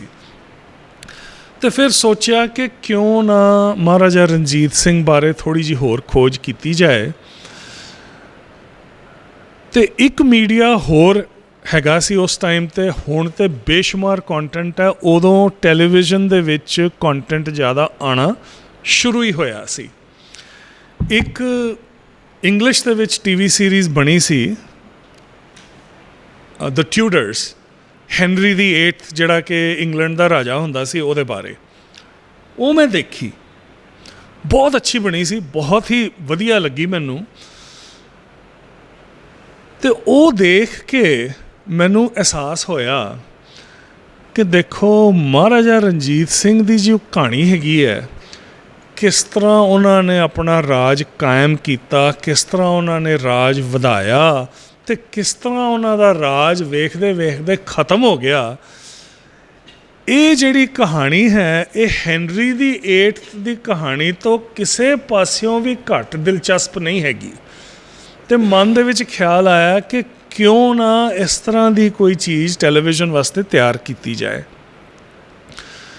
ਉਦੋਂ ਮੇਰੀ ਮੁਲਾਕਾਤ ਹੋਈ ਸਰਦਾਰ ਟੀ ਸ਼ੇਰ ਸਿੰਘ ਜੀ ਦੇ ਨਾਲ, ਜਿਹੜੇ ਕਿ ਕੈਨੇਡਾ ਦੇ ਵਿੱਚ ਪਹਿਲੇ ਕੇਸਾਧਾਰੀ ਵਕੀਲ ਹੋਏ ਨੇ ਬਹੁਤ ਸਾਲ ਪਹਿਲਾਂ। ਤੇ ਟੀ ਸ਼ੇਰ ਸਿੰਘ ਜੀ ਨੇ ਇੱਕ ਵੈਬ ਮੈਗਜ਼ੀਨ ਸ਼ੁਰੂ ਕੀਤਾ ਸੀ ਜਿਸ ਦਾ ਨਾਂ ਸੀ ਸਿੱਖ ਸ਼ੀਕ। ਤੇ ਬੜੇ ਅੱਛੇ ਆਰਟੀਕਲਸ ਉਹਨਾਂ 'ਤੇ ਆਉਂਦੇ ਸੀ, ਉਹ ਰੀਪ੍ਰਿੰਟ ਵੀ ਕਰਦੇ ਸੀ, ਬਟ ਓਰੀਜਨਲ ਆਰਟੀਕਲਸ ਵੀ ਆਉਂਦੇ ਸੀ। ਡਾਕਟਰ IJ ਸਿੰਘ ਲਿਖਦੇ ਹੁੰਦੇ ਸੀ ਉਹਨਾਂ ਵਾਸਤੇ। ਤੇ ਉਹਨਾਂ ਨਾਲ ਮੇਰੀ ਮੁਲਾਕਾਤ ਹੋਈ ਤੇ ਉਹਨਾਂ ਨੇ ਮੈਨੂੰ ਪ੍ਰੇਰਿਤ ਕੀਤਾ, ਕਹਿੰਦੇ ਤੂੰ ਲਿਖਿਆ ਕਰ ਸਾਡੇ ਵਾਸਤੇ, ਤੂੰ ਕਾਲਮ ਲਿਖ ਇੱਕ। ਤੇ ਮੈਂ ਕਾਲਮ ਲਿਖਣਾ ਸ਼ੁਰੂ ਕੀਤਾ ਉਹਨਾਂ ਵਾਸਤੇ, ਕਈ ਵਿਸ਼ਿਆਂ 'ਤੇ ਲਿਖੇ, ਸਿੱਖੀ ਦੇ ਪਰਸਪੈਕਟਿਵ ਤੋਂ, ਨੈਲਸਨ ਮੈਂਡੇਲਾ ਬਾਰੇ, ਜਿਹੜੇ ਹੁਣ ਦੇ ਪੋਪ ਹਨ ਉਹਨਾਂ ਬਾਰੇ। ਤੇ ਫਿਰ ਮੈਂ ਉਹਨਾਂ ਨੂੰ ਕਿਹਾ ਕਿ ਮੈਂ ਨਾ ਕੁਝ ਇਤਿਹਾਸ ਬਾਰੇ ਵੀ ਇਤਿਹਾਸਿਕ ਲੇਖ ਵੀ ਲਿਖਣਾ ਚਾਹੁੰਦਾ। ਉਹ ਬੜੇ ਵਧੀਆ ਬੰਦੇ ਨੇ, ਕਹਿੰਦੇ ਲਿਖੋ, ਜ਼ਰੂਰ ਲਿਖੋ। ਉਦੋਂ ਫਿਰ ਮੈਂ ਜੋ ਮਹਾਰਾਜਾ ਰਣਜੀਤ ਸਿੰਘ ਦੇ ਦਰਬਾਰ 'ਤੇ ਖੋਜ ਕੀਤੀ ਸੀ, ਕੁਝ ਸ਼ਖਸੀਅਤਾਂ ਬਾਰੇ ਮੈਂ ਲੇਖ ਲਿਖਣੇ ਸ਼ੁਰੂ ਕੀਤੇ। ਮੈਂ ਅਕਾਲੀ ਫੂਲਾ ਸਿੰਘ ਬਾਰੇ ਲੇਖ ਲਿਖਿਆ ਕਿਉਂਕਿ ਮੈਨੂੰ ਉਹਨਾਂ ਦੀ ਸ਼ਖਸੀਅਤ ਬਹੁਤ ਪਸੰਦ ਆਈ, ਕਿਉਂਕਿ ਹੁਣ ਕਹਿਣ ਨੂੰ ਉਹ ਰਣਜੀਤ ਸਿੰਘ ਦੇ ਜਰਨੈਲ ਸਨ, ਪਰ ਮੱਥਾ ਉਹ ਸਿਰਫ ਅਕਾਲ ਪੁਰਖ ਨੂੰ ਟੇਕਦੇ ਸਨ ਅਤੇ ਉਹ ਰਣਜੀਤ ਸਿੰਘ ਨੂੰ ਵੀ ਆਪਣਾ ਆਗੂ ਨਹੀਂ ਸਨ ਮੰਨਦੇ, ਅਤੇ ਬੜੇ ਇੰਡੀਪੈਂਡੈਂਟ ਸਨ, ਬੜੀ ਉਹਨਾਂ ਦੀ ਵਧੀਆ ਸ਼ਖਸੀਅਤ ਸੀ। ਫਿਰ ਮੈਂ ਪੜ੍ਹਿਆ ਮਾਤਾ ਸਦਾ ਕੌਰ ਬਾਰੇ, ਜਿਨ੍ਹਾਂ ਨੂੰ ਬਹੁਤ ਸਾਰਾ ਕ੍ਰੈਡਿਟ ਜਾਂਦਾ ਹੈਗਾ ਰਣਜੀਤ ਸਿੰਘ ਨੂੰ ਅੱਗੇ ਕਰਨ ਦਾ, ਪ੍ਰੇਰਿਤ ਕਰਨ ਦਾ ਅਤੇ ਰਾਜਗੱਦੀ ਤੱਕ ਪਹੁੰਚਾਉਣ ਦਾ। ਉਹਨਾਂ ਬਾਰੇ ਲੇਖ ਲਿਖਿਆ। ਜੋ ਮਹਾਰਾਜਾ ਦੇ ਫ੍ਰੈਂਚ ਅਫਸਰ ਸਨ, ਜਿਹੜੇ ਉਹਨਾਂ 'ਚੋਂ ਜੌਨ ਫਰਾਂਸਵਾ ਅਲਾਰਡ ਉਹਨਾਂ ਦਾ ਖਾਸ ਤੌਰ 'ਤੇ ਪਿਆਰਾ ਸੀ ਬਹੁਤ, ਉਹਨਾਂ ਦੇ ਫ੍ਰੈਂਚ ਆਫਿਸਰਸ ਬਾਰੇ ਲੇਖ, ਹੋਰ ਸ਼ਖਸੀਅਤਾਂ ਬਾਰੇ ਲੇਖ, ਡੋਗਰਿਆਂ ਬਾਰੇ ਲੇਖ, ਜਿਨ੍ਹਾਂ ਬਾਰੇ ਸਿੱਖ ਇਤਿਹਾਸਕਾਰ ਵੀ ਬਹੁਤ ਕੁਝ ਲਿਖਦੇ ਹਨ। ਸੋ ਇਹ ਜਦ ਸਾਰੇ ਲੇਖ ਇਕੱਠੇ ਹੋ ਗਏ, ਫਿਰ ਪਹਿਲੀ ਕਿਤਾਬ ਮੇਰੀ ਤਿਆਰ ਹੋਈ ਦ ਕੈਮਲ ਮਰਚੈਂਟ ਆਫ ਫਿਲਾਡੈਲਫੀਆ, ਜਿਹਦੇ ਸੰਬੰਧ 'ਚ ਮੈਂ ਇੱਥੇ ਤੁਹਾਡੇ ਕੋਲ 4 ਸਾਲ ਪਹਿਲਾਂ ਆਇਆ ਸੀ। ਉਸ ਤੋਂ ਪਹਿਲਾਂ ਇੱਕ ਹੋਰ ਚੀਜ਼ ਸੀ ਸਾਡੇ ਵਿਰਸੇ ਦੇ ਵਿੱਚ, ਜਿਹੜੀ ਕਿ ਸਾਡੇ ਰੀਸੈਂਟ ਇਤਿਹਾਸ ਦੇ ਵਿੱਚ ਜਿਹਨੇ ਮੈਨੂੰ ਬਹੁਤ ਜ਼ਿਆਦਾ ਡਿਸਟਰਬ ਵੀ ਕੀਤਾ ਅਤੇ ਇੰਸਪਾਇਰ ਵੀ ਕੀਤਾ। ਮੈਂ ਗੱਲ ਕਰ ਰਿਹਾ ਹਾਂ 84 ਦੇ ਘੱਲੂਘਾਰੇ ਬਾਰੇ। ਇਹ ਬਹੁਤ ਜ਼ਰੂਰੀ ਹੈ ਕਿ ਅਸੀਂ ਉਸ ਕਤਲੇਆਮ ਨੂੰ ਨਾਮ ਠੀਕ ਦਈਏ, ਕਿਉਂਕਿ ਅੱਜ 40 ਸਾਲ ਲੰਘ ਚੱਲੇ ਨੇ। ਤੁਸੀਂ ਕਿਤੇ ਵੀ ਜਾ ਕੇ ਦਿੱਲੀ 84 ਬਾਰੇ ਕੁਛ ਵੀ ਖੋਜ ਕਰੋ ਤੇ ਪਹਿਲਾ ਲਫ਼ਜ਼ ਕਿਹੜਾ ਆਉਂਦਾ ਤੁਹਾਡੇ ਸਾਹਮਣੇ, ਭਲਾ ਦੱਸੋ? ਦੰਗਾ, ਰਾਇਟ। ਅਸੀਂ ਸਭ ਸਮਝਦੇ ਹਾਂ ਕਿ ਦੰਗਾ ਕੀ ਹੁੰਦਾ ਹੈ। 84 ਜੋ ਹੋਇਆ ਸੀ ਉਹ ਦੰਗਾ ਨਹੀਂ ਸੀ ਹੋਇਆ, ਉਹ ਕਤਲੇਆਮ ਸੀ, ਇੱਕ ਜੈਨੋਸਾਈਡ ਸੀ। ਇਹ ਗੱਲ ਕਰਦਿਆਂ ਸਾਨੂੰ ਬਿਲਕੁਲ ਸੰਕੋਚ ਨਹੀਂ ਕਰਨਾ ਚਾਹੀਦਾ। ਭਾਵੇਂ ਦੇਖੋ, ਇਹ ਹਮੇਸ਼ਾ ਹੁੰਦਾ ਹੈ ਕਿ ਜਦ ਵੀ ਕੋਈ ਸਿੱਖ 84 ਦੇ ਦਰਦ ਦੀ ਗੱਲ ਚੁੱਕਦਾ ਹੈ, ਉਸੇ ਵੇਲੇ ਉਹਦੇ ਉੱਤੇ ਕਈ ਕਿਸਮਾਂ ਦੇ ਲੇਬਲ ਥੋਪ ਦਿੱਤੇ ਜਾਂਦੇ ਨੇ। ਇਹ ਤਾਂ ਪ੍ਰੇਰਨਾ ਸਾਨੂੰ ਗੁਰੂ ਸਾਹਿਬਾਨ ਤੋਂ ਮਿਲੀ ਹੈ। ਅਸੀਂ ਜਦੋਂ ਜਾਬਰ ਨਾਲ ਟੱਕਰ ਲੈਣ ਦੀ ਗੱਲ ਕਰਦੇ ਹਾਂ, ਜ਼ੁਲਮ ਦਾ ਟਾਕਰਾ ਕਰਨ ਦੀ ਗੱਲ ਕਰਦੇ ਹਾਂ, ਤਾਂ ਖਿਆਲ ਸਭ ਤੋਂ ਪਹਿਲਾਂ ਆਉਂਦਾ ਗੁਰੂ ਗੋਬਿੰਦ ਸਿੰਘ ਜੀ ਦਾ। ਆਉਣਾ ਵੀ ਚਾਹੀਦਾ ਹੈ, ਪਰ ਇਹ ਅਸੀਂ ਨਾ ਭੁੱਲੀਏ ਕਿ ਜਿੰਨਾ ਜ਼ੋਰ ਦਸ਼ਮੇਸ਼ ਪਿਤਾ ਦੀ ਸ੍ਰੀ ਸਾਹਿਬ ਦੇ ਵਿੱਚ ਸੀ, ਉਸ ਤੋਂ ਘੱਟ ਜ਼ੋਰ ਗੁਰੂ ਨਾਨਕ ਸਾਹਿਬ ਦੇ ਵਖਿਆਨ ਵਿੱਚ ਨਹੀਂ ਸੀ। ਓਨਾ ਹੀ ਜ਼ੋਰ ਸੀ ਉਹਨਾਂ ਦੇ ਵਖਿਆਨ ਵਿੱਚ, ਉਹਨਾਂ ਦੀ ਕਲਮ ਦੇ ਵਿੱਚ। ਮੈਂ ਤਾਂ ਇਸ ਹੱਦ ਤੱਕ ਮੰਨਦਾ ਹਾਂ ਕਿ ਜਦ ਗੁਰੂ ਨਾਨਕ ਸਾਹਿਬ ਨੇ ਸੈਯਦਪੁਰ ਦੇ ਵਿੱਚ ਬਾਬਰ ਦਾ ਕੀਤਾ ਕਤਲੇਆਮ ਦੇਖਿਆ, ਅਤੇ ਜਦੋਂ ਉਹਨਾਂ ਨੇ ਬਾਬਰ ਬਾਣੀ ਉਚਾਰੀ, ਬਾਬਰ ਦੀ ਤਾੜਨਾ ਕੀਤੀ, ਬਾਬਰ ਦੇ ਅਤਿਆਚਾਰ ਨੂੰ ਨਿਖੇਧਿਆ, ਜਦੋਂ ਉਹ ਸ਼ੇਰ ਵਾਂਗ ਗਰਜੇ ਸੀ, ਉਹੀ ਉਹ ਗਰਜ ਦਸ਼ਮੇਸ਼ ਪਿਤਾ ਦੀ ਸ੍ਰੀ ਸਾਹਿਬ ਹੈ, ਉਹਨਾਂ ਦੀ ਕਿਰਪਾਨ ਹੈ ਜਿਹੜੀ ਉਹਨਾਂ ਨੇ ਖਾਲਸਾ ਪੰਥ ਨੂੰ ਬਖਸ਼ੀ ਹੈ। ਸੋ ਸਾਡੇ ਇਤਿਹਾਸ ਦਾ ਆਹ ਜਿਹੜਾ ਐਸਪੈਕਟ ਹੈ ਇਹ ਵੀ ਮੈਨੂੰ ਬਹੁਤ ਜ਼ਿਆਦਾ ਪਿਆਰਾ ਸੀ। ਅਤੇ ਛੋਟੀ ਉਮਰ ਦੇ ਵਿੱਚ ਹੀ ਮੈਂ ਇੱਕ ਕਵਿਤਾ ਲਿਖੀ ਸੀ ਜਿਸ ਦਾ ਸਿਰਲੇਖ ਹੈ ਕੁਲਤਾਰਜ਼ ਮਾਈਮ। ਮੈਂ ਜਦੋਂ ਇੰਡੀਆ ਤੋਂ ਗਿਆ, ਇਹ ਇੰਟਰਨੈਟ ਤੋਂ ਪਹਿਲਾਂ ਦਾ ਵੇਲਾ ਸੀ, ਸਿਰਫ ਓਫੀਸ਼ੀਅਲ ਮੀਡੀਆ ਹੁੰਦਾ ਸੀ, ਅਖਬਾਰ ਹੁੰਦੇ ਸਨ, ਆਲ ਇੰਡੀਆ ਰੇਡੀਓ ਸੀ, ਦੂਰਦਰਸ਼ਨ ਸੀ, ਹੋਰ ਇਨਫੋਰਮੇਸ਼ਨ ਦੀ ਕੋਈ ਸੋਰਸ ਨਹੀਂ ਸੀ ਹੈਗੀ। ਜਦੋਂ 84 ਦਾ ਕਤਲੇਆਮ ਚੱਲ ਰਿਹਾ ਸੀ ਉਦੋਂ ਮੈਂ 4th ਈਅਰ ਕਾਲਜ ਦੇ ਵਿੱਚ ਹੈਗਾ ਸੀ, ਪਿਲਾਨੀ ਪੜ੍ਹਦਾ ਸੀ ਮੈਂ। ਉੱਥੇ ਥੋੜ੍ਹੇ ਬਹੁਤ ਡਿਸਟਰਬੈਂਸਿਸ ਹੋਏ ਪਰ ਕੁਝ ਪਤਾ ਨਹੀਂ ਲੱਗਾ ਕਿ ਕੀ ਹੋਇਆ। ਅਖਬਾਰਾਂ 'ਚ ਵੀ ਆਇਆ ਕਿ ਬਈ ਸਿੱਖਾਂ ਨੇ ਇੰਦਰਾ ਗਾਂਧੀ ਦਾ ਕਤਲ ਕਰਤਾ ਅਤੇ ਦਿੱਲੀ ਦੇ ਲੋਕ ਵਾਸੀ ਗੁੱਸੇ ਦੇ ਵਿੱਚ ਆ ਕੇ ਉਹਨਾਂ ਨੇ ਸਿੱਖਾਂ 'ਤੇ ਹਮਲਾ ਕਰਤਾ। ਕੋਈ ਵੀ ਰੀਜ਼ਨੇਬਲ ਬੰਦਾ ਹਿੰਦੁਸਤਾਨ ਦੇ ਵਿੱਚ ਇਹ ਨਹੀਂ ਸੀ ਕਹਿੰਦਾ ਕਿ ਦਿੱਲੀ ਦੇ ਵਿੱਚ ਜੋ ਹੋਇਆ ਉਹ ਠੀਕ ਹੋਇਆ, ਕੋਈ ਨਹੀਂ ਸੀ ਕਹਿੰਦਾ। ਪਰ ਸਾਰਿਆਂ ਦੇ ਦਿਲ ਦੇ ਵਿੱਚ ਇੰਨੀ ਕੁ ਗੱਲ ਜ਼ਰੂਰ ਬੈਠੀ ਸੀ ਕਿ ਹੋ ਸਕਦਾ ਹੈ ਸਿੱਖਾਂ ਨੇ ਇਹ ਮੁਸੀਬਤ ਆਪਣੇ ਆਪ 'ਤੇ ਆਪ ਲਿਆਂਦੀ ਹੈ। ਉਹ ਗੱਲਾਂ ਕਰਦੇ ਸਨ 1984 ਦੀਆਂ ਪਹਿਲੀਆਂ, ਸ੍ਰੀ ਹਰਿਮੰਦਰ ਸਾਹਿਬ ਦੀਆਂ। ਜੀ ਅੱਛਾ ਜੀ, ਉਹ ਗੱਲ ਕਰਦੇ ਸਨ ਬਈ ਸਿੱਖਾਂ ਨੇ ਇਹ ਕੀਤਾ, ਸਿੱਖਾਂ ਨੇ ਉਹ ਕੀਤਾ। ਮੈਂ ਦਾਅਵੇ ਨਾਲ ਕਹਿ ਸਕਦਾ ਹਾਂ ਕਿ ਬਹੁਤ ਸਾਰੇ ਇੰਡੀਆ ਦੇ ਲੋਕਾਂ ਦੇ ਮਨ ਦੇ ਵਿੱਚ ਇਹ ਖਿਆਲ ਸੀ ਕਿ ਜੋ ਹੋਇਆ ਮਾੜਾ ਹੀ ਹੋਇਆ, ਪਰ ਇਹ ਆਪਣਾ ਕੀਤਾ ਹੀ ਭੁਗਤ ਰਹੇ ਨੇ। ਇਹ ਮੈਂ ਦਾਅਵੇ ਨਾਲ ਇਸ ਕਰਕੇ ਕਹਿ ਸਕਦਾ ਹਾਂ, ਮੈਂ ਇੱਕ ਸਿੱਖ ਨੌਜਵਾਨ ਸੀ, ਮੇਰੇ ਦਿਮਾਗ 'ਚ ਵੀ ਇਹੀਓ ਗੱਲ ਸੀ ਕਿ ਮਾੜਾ ਹੋਇਆ ਪਰ ਇਹ ਅਸੀਂ ਆਪਣਾ ਕੀਤਾ ਹੀ ਭੁਗਤ ਰਹੇ ਹਾਂ। ਮੇਰੇ ਮਨ ਦੇ ਵਿੱਚ ਪਰਿਵਰਤਨ ਉਦੋਂ ਆਇਆ ਜਦੋਂ ਮੈਂ ਅਮਰੀਕਾ ਜਾ ਕੇ ਕੁਝ ਚੀਜ਼ਾਂ ਪੜ੍ਹਨੀਆਂ ਸ਼ੁਰੂ ਕੀਤੀਆਂ ਜਿਹੜੀਆਂ ਇੰਡੀਆ 'ਚ ਉਪਲਬਧ ਨਹੀਂ ਸਨ। ਇੱਕ ਸੀ ਰਿਪੋਰਟ ਜਿਸ ਦਾ ਟਾਈਟਲ ਸੀ ਹੂ ਆਰ ਦ ਗਿਲਟੀ, ਉਹਨੂੰ ਬਲੈਕ ਬੁੱਕ ਵੀ ਕਹਿੰਦੇ ਨੇ। ਉਹ ਸਿੱਖਾਂ ਨੇ ਨਹੀਂ ਤਿਆਰ ਕੀਤੀ, ਦਿੱਲੀ ਦੇ ਹਿਊਮਨ ਰਾਈਟਸ ਆਰਗੇਨਾਈਜੇਸ਼ਨਸ ਨੇ ਤਿਆਰ ਕੀਤੀ, ਜਿਹਦੇ ਵਿੱਚ ਉਹਨਾਂ ਨੇ ਪੂਰੀ ਖੋਜ ਕਰਕੇ ਸਪਸ਼ਟੀ ਨਾਲ ਲਿਖਿਆ ਹੈ ਕਿ ਦਿੱਲੀ ਵਿੱਚ ਕਿੱਥੇ ਕੀ ਹੋਇਆ, ਕਿਹਨੇ ਕੀਤਾ ਅਤੇ ਕਿਹਨੇ ਕਰਾਇਆ, ਇੱਕਦਮ ਸਪਸ਼ਟੀ ਨਾਲ ਲਿਖਿਆ ਹੈ। ਮੈਂ ਉਹ ਪੜ੍ਹਿਆ ਲੇਖ, ਮੈਂ ਕਿਹਾ ਹੋ ਸਕਦਾ ਹੈ ਆਪਣੇ ਸਿੱਖਾਂ ਦਾ ਪ੍ਰੋਪੇਗੈਂਡਾ ਹੋਣਾ। ਧਿਆਨ ਨਾਲ ਪੜ੍ਹਿਆ, ਉਹਦਾ ਰਾਈਟਰ ਇੱਕ ਵੀ ਸਿੱਖ ਨਹੀਂ ਹੈਗਾ, ਸਾਰੇ ਨੌਨ ਸਿੱਖ ਨੇ। ਫਿਰ ਮੈਨੂੰ ਇੱਕ ਲੇਖ ਮਿਲਿਆ ਮਧੂ ਕਿਸ਼ਵਾਰ ਦਾ, ਜਿਹੜੇ ਕਿ ਮਾਨੁਸ਼ੀ ਪ੍ਰੋਗਰੈਸਿਵ ਮੈਗਜ਼ੀਨ ਹੁੰਦਾ ਸੀ, ਉਹਨੂੰ ਐਡਿਟ ਕਰਦੇ ਸੀ। ਉਹਦਾ ਨਾਂ ਸੀ ਗੈਂਗਸਟਰ ਰੂਲ, ਲੇਖ ਦਾ ਸਿਰਲੇਖ ਸੀ। ਸਾਰੇ ਅਖਬਾਰ ਉਸ ਟਾਈਮ 'ਤੇ ਹਿੰਦੁਸਤਾਨ ਦੇ ਬਿਲਕੁਲ ਉਹੀਓ ਪ੍ਰੋਪੇਗੈਂਡਾ ਪ੍ਰਿੰਟ ਕਰਦੇ ਸਨ ਜਿਹੜਾ ਮੈਂ ਪੜ੍ਹਿਆ ਹੋਇਆ ਸੀ।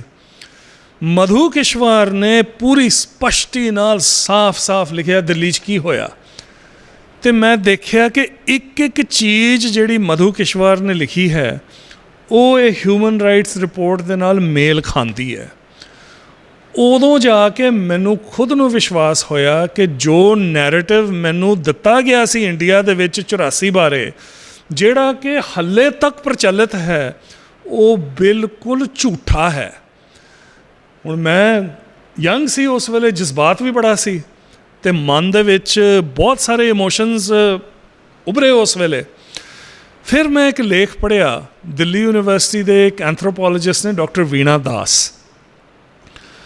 ਹੁਣ ਦਿੱਲੀ ਦੇ ਵਿੱਚ ਜਿਹੜਾ ਕਤਲੇਆਮ ਹੋਇਆ ਸੀ ਉਹਦੇ ਵਿੱਚ ਬਹੁਤ ਸਾਰੇ ਸਿੱਖ ਫੈਮਿਲੀ ਦੇ ਸਾਰੇ ਮੇਲ ਮੈਂਬਰ ਮਾਰੇ ਗਏ, ਬੀਬੀਆਂ ਅਤੇ ਬੱਚੇ ਬਚੇ, ਅਤੇ ਬਹੁਤ ਸਾਰੇ ਉਸ ਰੀਸੈਟਲ ਕੀਤੇ ਗਏ ਤਿਲਕ ਵਿਹਾਰ ਦੇ ਵਿੱਚ, ਜਿਹਨੂੰ ਵਿਡੋ ਕਾਲੋਨੀ ਵੀ ਆਖਦੇ ਹਨ, ਕਿਉਂਕਿ ਸਾਰੀਆਂ ਉੱਥੇ ਵਿਧਵਾ ਔਰਤਾਂ ਬਚੀਆਂ ਸਨ ਸਿਰਫ। ਡਾਕਟਰ ਦਾਸ ਨੇ ਜਾ ਕੇ ਤਿਲਕ ਵਿਹਾਰ ਦੇ ਵਿੱਚ ਬੱਚਿਆਂ ਨੂੰ ਸਟੱਡੀ ਕੀਤਾ, ਜਿਨ੍ਹਾਂ ਨੇ ਸਾਰਾ ਕੁਝ ਹੰਢਾਇਆ ਸੀ, ਅਤੇ ਉਹਨਾਂ ਨੇ ਫਿਰ ਆਪਣੇ ਇੱਕ ਖੋਜ ਪੱਤਰ ਵਿੱਚ ਲਿਖਿਆ ਕਿ ਜੋ ਸਭ ਕੁਝ ਬੱਚਿਆਂ ਨੇ ਹੰਢਾਇਆ ਉਹਦਾ ਉਹਨਾਂ 'ਤੇ ਕੀ ਅਸਰ ਹੋਇਆ। ਇੱਕ ਕੇਸ ਹਿਸਟਰੀ ਉਹਨਾਂ ਨੇ ਪ੍ਰੈਜ਼ੈਂਟ ਕੀਤੀ ਇੱਕ ਛੋਟੇ ਬੱਚੇ ਦੀ, ਉਦੋਂ ਉਹਦੀ 10 ਕੁ ਸਾਲ ਉਮਰ ਸੀ। ਅਵਤਾਰ ਉਹਦਾ ਨਾਂ ਸੀ, ਗੂੰਗਾ ਤੇ ਬਹਿਰਾ ਸੀ। ਉਹਦੇ ਅੱਖਾਂ ਸਾਹਮਣੇ ਉਹਦੇ ਪਿਓ ਨੂੰ ਫਾਂਸੀ ਲਾ ਕੇ ਮਾਰ ਦਿੱਤਾ ਗਿਆ। ਅਤੇ ਇਹ ਬੱਚਾ ਕਿਉਂਕਿ ਜ਼ਬਾਨ ਨਾਲ ਤਾਂ ਬਿਆਨ ਕਰ ਨਹੀਂ ਸੀ ਸਕਦਾ, ਆਪਣੇ ਹੱਥਾਂ ਨਾਲ ਅਤੇ ਆਪਣੇ ਜਿਸਮ ਨਾਲ ਦਿਖਾ ਕੇ ਬਿਆਨ ਕਰਦਾ ਸੀ ਕਿ ਮੇਰੇ ਪਿਤਾ ਨੂੰ ਕਿਸ ਤਰ੍ਹਾਂ ਬੇਦਰਦੀ ਨਾਲ ਮਾਰਿਆ ਗਿਆ 84 ਦੇ ਕਤਲੇਆਮ ਦੇ ਵਿੱਚ। ਉਹ ਲੇਖ ਪੜ੍ਹ ਕੇ ਮੇਰੇ 'ਤੇ ਐਸਾ ਅਸਰ ਹੋਇਆ ਕਿ ਮੈਂ ਫਿਰ ਇੱਕ ਕਵਿਤਾ ਲਿਖੀ, ਕੁਲਤਾਰਜ਼ ਮਾਈਮ, ਜਿਹੜੀ ਕਿ ਅਵਤਾਰ ਦੀ ਗੱਲ ਨੂੰ ਲੈ ਕੇ ਲਿਖੀ ਗਈ ਹੈ, ਹੋਰ 3 ਬੱਚਿਆਂ ਬਾਰੇ। ਬਹੁਤ ਕੁਛ ਹੋਇਆ ਉਸ ਵੇਲੇ ਦਿੱਲੀ 'ਚ, ਰਿਪੋਰਟ ਨਹੀਂ ਹੋਇਆ। ਕਈ ਵਜ੍ਹਾ ਨੇ ਉਹਦੀਆਂ, ਸਰਕਾਰ ਚਾਹੁੰਦੀ ਨਹੀਂ ਸੀ ਰਿਪੋਰਟ ਹੋਏ। ਦੂਸਰੀ ਗੱਲ ਇਹ ਸੀ ਕਿ ਦਿੱਲੀ ਦੇ ਵਿੱਚ ਸੈਕਸ਼ੂਅਲ ਵਾਇਲੈਂਸ ਬਹੁਤ ਹੋਇਆ ਸੀ ਉਦੋਂ, ਰੇਪਸ ਬਹੁਤ ਹੋਏ ਸਨ। ਕੋਈ ਉਹਦੀ ਗੱਲ ਨਹੀਂ ਸੀ ਕਰਨਾ ਚਾਹੁੰਦਾ। ਸਾਡੀ ਆਪਣੀ ਕੌਮ ਨਹੀਂ ਸੀ ਗੱਲ ਕਰਨਾ ਚਾਹੁੰਦੀ। ਕਿਉਂ? ਕਿਉਂਕਿ ਤੁਹਾਨੂੰ ਜਿੱਥੇ ਦਰਦ ਤੇ ਹੈ ਨਾਲ ਤੁਹਾਨੂੰ ਸ਼ਰਮ ਮਹਿਸੂਸ ਹੁੰਦੀ ਸੀ। ਦੇਖੋ, ਪਿਛਲੇ 400-300 ਸਾਲਾਂ ਤੋਂ ਜ਼ਿਆਦਾ ਸਿੱਖ ਕੌਮ ਦਾ ਦੁਨੀਆ ਦੇ ਵਿੱਚ ਇਹ ਇਮੇਜ ਬਣਿਆ ਹੋਇਆ ਹੈ ਕਿ ਜਿਹੜਾ ਵੀ ਕਮਜ਼ੋਰ ਹੈ ਉਹਦੀ ਅਸੀਂ ਰੱਖਿਆ ਕਰਦੇ ਹਾਂ, ਕੀਤੀ ਵੀ ਹੈ, ਇਤਿਹਾਸ ਗਵਾਹ ਹੈ। ਪਰ ਉਦੋਂ ਅਸੀਂ ਆਪਣੀ ਧੀਆਂ ਭੈਣਾਂ ਦੀ ਰੱਖਿਆ ਨਹੀਂ ਕਰ ਸਕੇ। ਸੋ ਇਸ ਦਰਦ ਦੇ ਨਾਲ ਸ਼ਰਮ ਵੀ ਰਲ ਗਈ ਜਾ ਕੇ।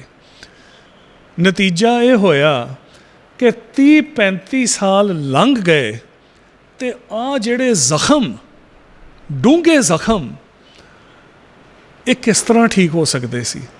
ਨਾ ਤਾਂ ਉਹਦੀ ਕੋਈ ਗੱਲ ਹੁੰਦੀ ਸੀ, ਨਾ ਉਹਦੀ ਕੋਈ ਐਕਨੋਲਜਮੈਂਟ ਸੀ। ਕਈ ਸਾਲ ਲੰਘ ਗਏ, ਮੈਂ ਆਪਣੇ ਕੈਰੀਅਰ ਦੇ ਵਿੱਚ ਬਿਜ਼ੀ ਹੋ ਗਿਆ, ਆਪਣੀ ਫੈਮਿਲੀ ਦੇ ਵਿੱਚ ਬਿਜ਼ੀ ਹੋ ਗਿਆ। ਮੇਰੀ ਬੇਟੀ ਕਾਲਜ ਦੇ ਫਸਟ ਈਅਰ ਸੀ, ਤੁਹਾਡੀ ਉਮਰ ਦੀ ਸੀ, ਅਤੇ ਮੈਨੂੰ ਆ ਕੇ ਕਹਿੰਦੀ ਕਿ ਮੈਂ ਨਾ ਤੁਹਾਡੀ ਪੋਇਮ ਨੂੰ ਲੈ ਕੇ ਉਹਨੂੰ ਇੱਕ ਪਲੇ ਦਾ ਰੂਪ ਦੇਣਾ ਚਾਹੁੰਦੀ ਹਾਂ। ਮੈਂ ਉਹਨੂੰ ਕਿਹਾ ਇਹ ਨਹੀਂ ਹੋ ਸਕਦਾ, ਇਹ ਬਹੁਤ ਮੁਸ਼ਕਿਲ ਕੰਮ ਹੈ, ਕਵਿਤਾ ਸਟੇਜ 'ਤੇ ਕਿਸ ਤਰ੍ਹਾਂ ਹੋ ਸਕਦੀ ਹੈ? ਉਹ ਕਹਿੰਦੀ ਨਹੀਂ, ਤੁਸੀਂ ਫਿਕਰ ਨਾ ਕਰੋ, ਮੈਂ ਆਪੇ ਕਰ ਲਾਂਗੀ। ਅਤੇ ਉਹਨੇ ਇੱਕ ਪਲੇ ਤਿਆਰ ਕੀਤਾ ਅਤੇ ਅਸੀਂ ਸੋਚਿਆ ਕਿ ਅਸੀਂ ਅਮਰੀਕਾ ਦੇ ਵਿੱਚ ਨਾ ਇੱਕ ਕਾਨਫਰੰਸ ਹੋ ਰਿਹਾ ਸੀ ਕੈਨੇਡਾ ਦੇ ਵਿੱਚ, ਟੋਰਾਂਟੋ, 84 ਬਾਰੇ, ਉੱਥੇ ਅਸੀਂ ਜਾ ਕੇ ਉਹਨੂੰ ਪ੍ਰੈਜ਼ੈਂਟ ਕਰਾਂਗੇ। ਅਤੇ ਕੀਤਾ ਵੀ, 2-3 ਥਾਵਾਂ 'ਤੇ ਹੋਰ ਦਿਖਾਇਆ। ਬੜਾ ਅੱਛਾ ਰਿਐਕਸ਼ਨ ਸੀ ਆਡੀਅנס ਦਾ, ਜਜ਼ਬਾਤੀ ਸੀ ਰਿਸਪੌਂਸ। ਫਿਰ ਮੇਰੇ ਬੋਸਟਨ 'ਚ ਇੱਕ ਮਿੱਤਰ ਹਨ, ਉਹ ਕਹਿੰਦੇ ਸਰਪ੍ਰੀਤ ਸਿੰਘ ਬਹੁਤ ਵਧੀਆ ਕੰਮ ਹੈ, ਬਹੁਤ ਚੰਗਾ ਹੈ, ਪਰ ਤੁਸੀਂ ਇੱਥੇ ਅਮਰੀਕਾ ਦੇ ਵਿੱਚ ਦਿਖਾ ਕੇ ਤੁਸੀਂ ਖੁਸ਼ ਹੋਣ ਡਏ ਹੋ। ਜੇ ਕੁਝ ਕਰਨਾ ਹੈ ਨਾ ਤਾਂ ਇਹਨੂੰ ਤੁਸੀਂ ਇੰਡੀਆ ਲੈ ਕੇ ਜਾਓ, ਜਿੱਥੇ 35 ਸਾਲ ਲੰਘ ਗਏ ਨੇ, 84 ਦੀ ਉੱਥੇ ਕੋਈ ਗੱਲ ਨਹੀਂ ਕਰਦਾ, ਉੱਥੇ ਤੁਸੀਂ ਜਾ ਕੇ ਦਿਖਾਓ ਇਹ ਪਲੇ। ਅਤੇ ਸੋਚਿਆ ਵੀ ਇਹ ਗੱਲ ਤਾਂ ਠੀਕ ਹੈ। ਡਰਾਇਆ ਵੀ ਸਾਰਿਆਂ ਨੇ ਕਿ ਵੀ ਦੇਖੋ, ਤੁਸੀਂ ਜਾ ਕੇ ਅਮਰੀਕਨ ਐਕਟਰਾਂ ਨੂੰ ਲੈ ਕੇ ਇੰਡੀਆ ਦੇ ਵਿੱਚ ਜਾ ਕੇ ਤੁਸੀਂ 84 ਬਾਰੇ ਪਲੇ ਕਰੋਗੇ, ਕੋਈ ਤੁਹਾਨੂੰ ਕਹੇਗਾ ਤੁਸੀਂ ਖਾਲਿਸਤਾਨੀ ਹੋ, ਕੋਈ ਤੁਹਾਨੂੰ ਕਹੇਗਾ ਤੁਸੀਂ ਇੰਡੀਆ ਦੇ ਵਿੱਚ ਨਫ਼ਰਤ ਪੈਦਾ ਕਰਨ ਆਏ ਹੈਗੇ ਹੋ। ਹੁਣ ਤੁਸੀਂ ਅਮਰੀਕਨ ਸਿਟੀਜ਼ਨ ਹੋ, ਸ਼ਾਇਦ ਜੇਲ੍ਹ ਜੂਲ੍ਹ 'ਤੇ ਤੁਹਾਨੂੰ ਨਹੀਂ ਪਾਉਣਗੇ, ਪਰ ਤੁਹਾਨੂੰ ਉੱਥੋਂ ਉਹਨਾਂ ਨੇ ਭਜਾ ਦੇਣਾ। ਹੁਣ ਗੱਲ ਵੀ ਠੀਕ ਲੱਗਦੀ ਸੀ, ਪਰ ਜਜ਼ਬਾਤ ਵੀ ਸੀ ਕਿ ਬਈ ਗੱਲ ਬਿਲਕੁਲ ਠੀਕ ਹੈ, ਅਮਰੀਕਾ 'ਚ ਕਰਨ ਦਾ ਕੀ ਫਾਇਦਾ, ਇੰਡੀਆ ਲੈ ਕੇ ਆਉਣਾ ਚਾਹੀਦਾ ਹੈ। ਫਿਰ ਅਸੀਂ ਕਮਰ ਕੱਸਾ ਕਰਕੇ 2014 ਦੇ ਵਿੱਚ ਪਲੇ ਨੂੰ ਇੱਥੇ ਲੈ ਕੇ ਆਏ। ਪਹਿਲੇ 3 ਪਰਫੋਰਮੈਂਸ ਅਸੀਂ ਦਿੱਲੀ 'ਚ ਕੀਤੇ, ਚੌਥਾ ਪਰਫੋਰਮੈਂਸ ਅਸੀਂ ਇੱਥੇ ਆ ਕੇ ਕੀਤਾ ਚੰਡੀਗੜ੍ਹ ਪੰਜਾਬ ਕਲਾ ਭਵਨ ਦੇ ਵਿੱਚ। ਫਿਰ ਅੰਮ੍ਰਿਤਸਰ ਲੈ ਕੇ ਗਏ ਅਤੇ ਅਗਲੇ ਸਾਲ ਉਹਨੂੰ ਫਿਰ ਵਾਪਸ ਲੈ ਕੇ ਆਏ ਅਤੇ ਇੰਡੀਆ ਦੇ ਸਾਰੇ ਵੱਡੇ ਸ਼ਹਿਰਾਂ ਦੇ ਵਿੱਚ ਉਹਨੂੰ ਪੇਸ਼ ਕੀਤਾ। ਸਾਰੀ ਵੱਡੀ ਸੰਸਥਾਵਾਂ 'ਤੇ, ਬੰਬੇ ਦੇ ਵਿੱਚ national centre of performing arts, ਅਤੇ ਬੈਂਗਲੋਰ ਦੇ ਵਿੱਚ ਇੱਕ ਬੜਾ ਅੱਛਾ ਜਾਗਰਤੀ ਥੀਏਟਰ ਹੈਗਾ, ਦਿੱਲੀ 'ਚ ਕਮਾਨੀ ਆਡੀਟੋਰੀਅਮ। ਇੱਕ ਗੱਲ ਮੈਂ ਤੁਹਾਨੂੰ ਦਾਅਵੇ ਨਾਲ ਕਹਿੰਦਾ ਹਾਂ ਕਿ ਜਦੋਂ ਅਸੀਂ ਪਲੇ ਨੂੰ ਚੰਡੀਗੜ੍ਹ ਲੈ ਕੇ ਆਏ, ਅੰਮ੍ਰਿਤਸਰ ਲੈ ਕੇ ਆਏ, ਓਬਵੀਅਸਲੀ ਬਹੁਤ ਅਸੀਂ ਆਡੀਅנס ਦੇ ਵਿੱਚ ਜਜ਼ਬਾਤ ਦੇਖਿਆ। ਅਤੇ ਕਿਉਂ ਨਾ ਦੇਖਦੇ, ਕਿਉਂਕਿ ਇਹ ਕੋਈ ਪੁਰਾਤਨ ਕਾਲ ਦੀ ਗੱਲ ਤਾਂ ਹੈ ਨਹੀਂ। ਹਰ ਆਡੀਅנס ਦੇ ਵਿੱਚ ਐਸੇ ਸ਼ਖਸ ਬੈਠੇ ਸਨ ਜਿਨ੍ਹਾਂ ਨੇ ਆਪ ਸਾਰਾ ਕੁਝ ਹੰਢਾਇਆ, ਜਿਨ੍ਹਾਂ ਦੇ ਦਿਲ ਵਿੱਚ ਦਰਦ ਸੀ। ਪਰ ਕਮਾਲ ਦੀ ਗੱਲ ਇਹ ਹੋਈ ਕਿ ਜਦੋਂ ਅਸੀਂ ਇਹਨੂੰ ਮਦਰਾਸ ਲੈ ਕੇ ਗਏ, ਜਦੋਂ ਅਸੀਂ ਇਹਨੂੰ ਬੈਂਗਲੋਰ ਲੈ ਕੇ ਗਏ, ਕਲਕੱਤੇ ਲੈ ਕੇ ਗਏ, 250, 300, 400 ਦੀ ਆਡੀਅנס ਦੇ ਵਿੱਚ 2 ਸਿੱਖ 3 ਸਿੱਖ ਹੋਣਗੇ, ਬਾਕੀ ਸਾਰੇ ਉੱਥੋਂ ਦੇ ਲੋਕਲ ਲੋਕ। ਮੈਂ ਤੁਹਾਨੂੰ ਦਾਅਵੇ ਨਾਲ ਕਹਿ ਸਕਦਾ ਕਿ ਉਹਨਾਂ ਦਾ ਜਿਹੜਾ ਜਜ਼ਬਾਤ ਸੀ ਨਾ, ਉਹ ਸਿੱਖਾਂ ਦੇ ਜਜ਼ਬਾਤ ਤੋਂ ਰੱਤੀ ਮਾਸਾ ਵੀ ਫਰਕ ਨਹੀਂ ਸੀ। ਬਿਲਕੁਲ ਉਹੀ ਉਹ ਜਜ਼ਬਾਤ ਉਹਨਾਂ ਦੇ ਵਿੱਚ ਵੀ ਸੀ। ਇਹ ਦੇਖ ਕੇ ਜਿਹਦੇ ਤੋਂ ਮੈਨੂੰ ਅਹਿਸਾਸ ਹੋਇਆ ਕਿ ਸਾਨੂੰ ਤਾਂ ਸਾਰੇ ਐਵੇਂ ਹੀ ਡਰਾਉਂਦੇ ਸੀ।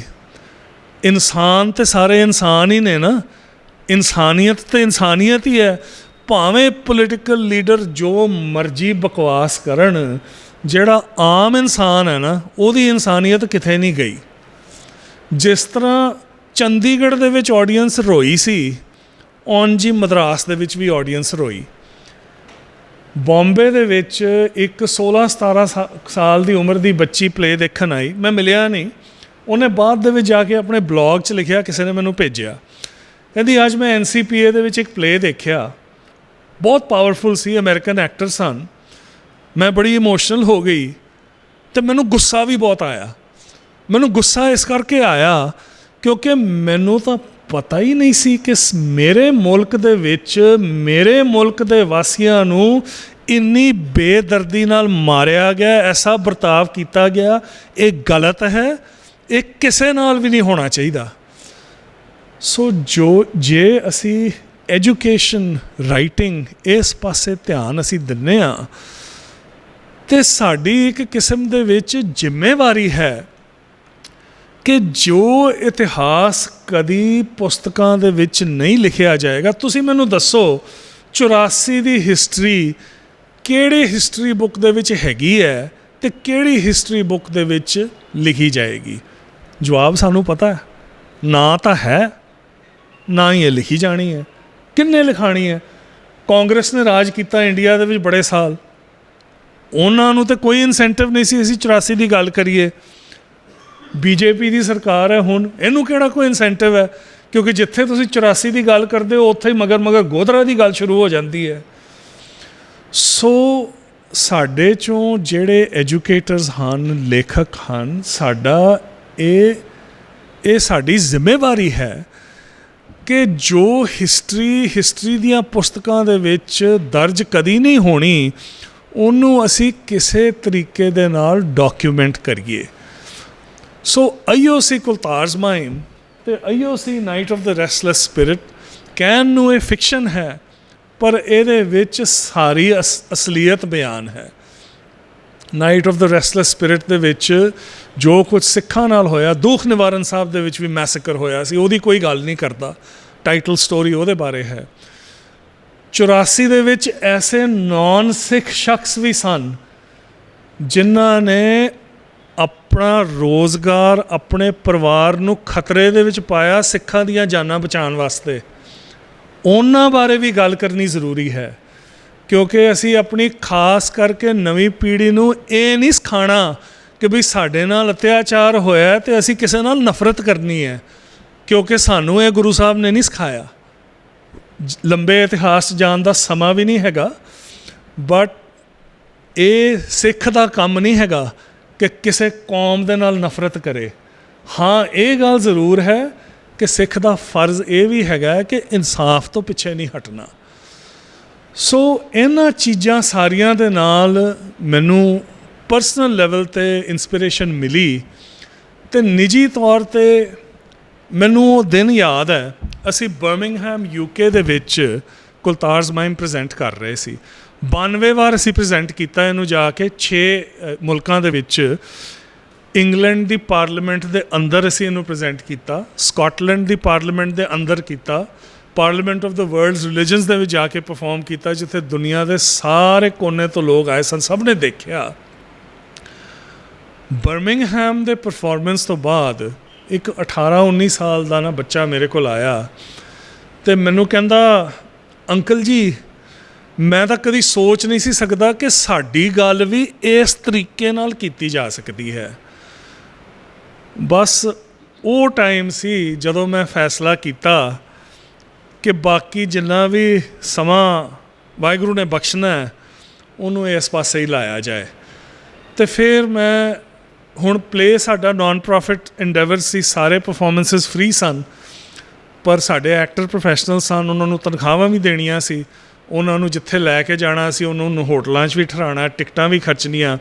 ਸੋ 2-2.5 ਸਾਲ ਮੈਂ ਲਗਾਤਾਰ ਉਗਰਾਹੀ ਕੀਤੀ ਤਾਂ ਕਿ ਅਸੀਂ ਪਲੇ ਨੂੰ ਹਰ ਥਾਂ 'ਤੇ ਲੈ ਕੇ ਜਾਈਏ। ਅਤੇ ਜਦ ਇਹ ਸੰਪੂਰਨ ਹੋ ਗਿਆ ਫਿਰ ਸੋਚਿਆ ਕਿ ਹੁਣ ਅਗਲਾ ਟਾਈਮ ਜੋ ਹੈ ਹੁਣ ਇਸੇ ਪਾਸੇ ਹੀ ਲਾਣਾ ਹੈ। ਅਤੇ ਗੁਰੂ ਦੀ ਬੜੀ ਬਖਸ਼ਿਸ਼ ਹੈ ਕਿ ਉਪਰਾਲੇ ਵੀ ਹੋਏ ਨੇ, ਕੁਝ ਕਿਤਾਬਾਂ ਛਪੀਆਂ ਨੇ, ਜਿਸ ਤਰ੍ਹਾਂ ਕਿ ਵੀਰ ਜੀ ਨੇ ਜ਼ਿਕਰ ਕੀਤਾ ਸੀ। ਪਹਿਲੀ ਕਿਤਾਬ ਮੇਰੀ ਸਿੱਖ ਇਤਿਹਾਸ 'ਤੇ ਖੈਰ Camel merchant of Philadelphia Maharaja Ranjit Singh ਦੇ ਦਰਬਾਰ ਦਾ ਇਤਿਹਾਸ ਹੈ। ਉਸ ਤੋਂ ਬਾਅਦ ਸਟੋਰੀ ਆਫ ਦ ਸਿਕਸ ਮੈਂ ਲਿਖੀ, ਪਹਿਲਾਂ ਇਹਦਾ ਪੋਡਕਾਸਟ ਆਇਆ। ਮੈਂ ਨਾ ਥੋੜ੍ਹੇ ਜਿਹੇ ਲਿਸਨਰਸ ਦਾ ਜਜ਼ਬਾਤ ਤੁਹਾਡੇ ਨਾਲ ਸਾਂਝਾ ਕਰਨਾ ਚਾਹੁੰਦਾ ਹਾਂ। ਮਕਸਦ ਮੇਰਾ ਇਹ ਨਹੀਂ ਕਿ ਮੈਂ ਤੁਹਾਨੂੰ ਦੱਸਾਂ ਕਿ ਮੇਰੇ ਕੰਮ ਨੂੰ ਕਿੰਨਾ ਪਸੰਦ ਕੀਤਾ ਗਿਆ। ਮਕਸਦ ਇਹ ਹੈ ਕਿ ਤੁਸੀਂ ਨੌਜਵਾਨ ਬੱਚਿਆਂ ਦਾ ਜਜ਼ਬਾਤ ਦੇਖੋ। ਇਹ ਮੈਨੂੰ ਇੱਕ ਇੰਗਲੈਂਡ ਤੋਂ ਇੱਕ ਬੱਚੀ ਨੇ ਮੈਨੂੰ ਮੈਸੇਜ ਪਾਇਆ story of the six podcast ਸੁਣ ਕੇ। I absolutely had to send you a personal message. I am in awe of the podcast, The Story of the Six. Born Sikh to my parents, who are both from Punjab, I'm a British-born Sikh, and I felt to venture into the journey of learning and of the history of my religion. I cannot praise the eloquent podcast enough. I share stories of what I have learned with my mother, who is most pleased at my curiosity for learning my heritage. I feel like I am now on a completely new journey, and I will most certainly be sharing this podcast with everyone. Congratulations on winning the heart of a young Sikh woman who was once lost but now is found, and it's because of what I have learned. ਇਹ ਇੱਕ ਬੱਚੀ ਦਾ message. ਇੱਕ ਹੋਰ message ਮੈਂ ਪੜ੍ਹ ਕੇ ਤੁਹਾਨੂੰ ਸੁਣਾਉਣਾ ਵਾਂ। What a beautiful podcast. I learned so much. I'm from a Gaud Vaishnav background, and this podcast has helped me develop a deeper understanding and appreciation for the wonderful Sikh community. The histories are so engaging and spiritually fortifying. We are brought into the court of the Holy Guru and the association of this wonderful Sikh congregation.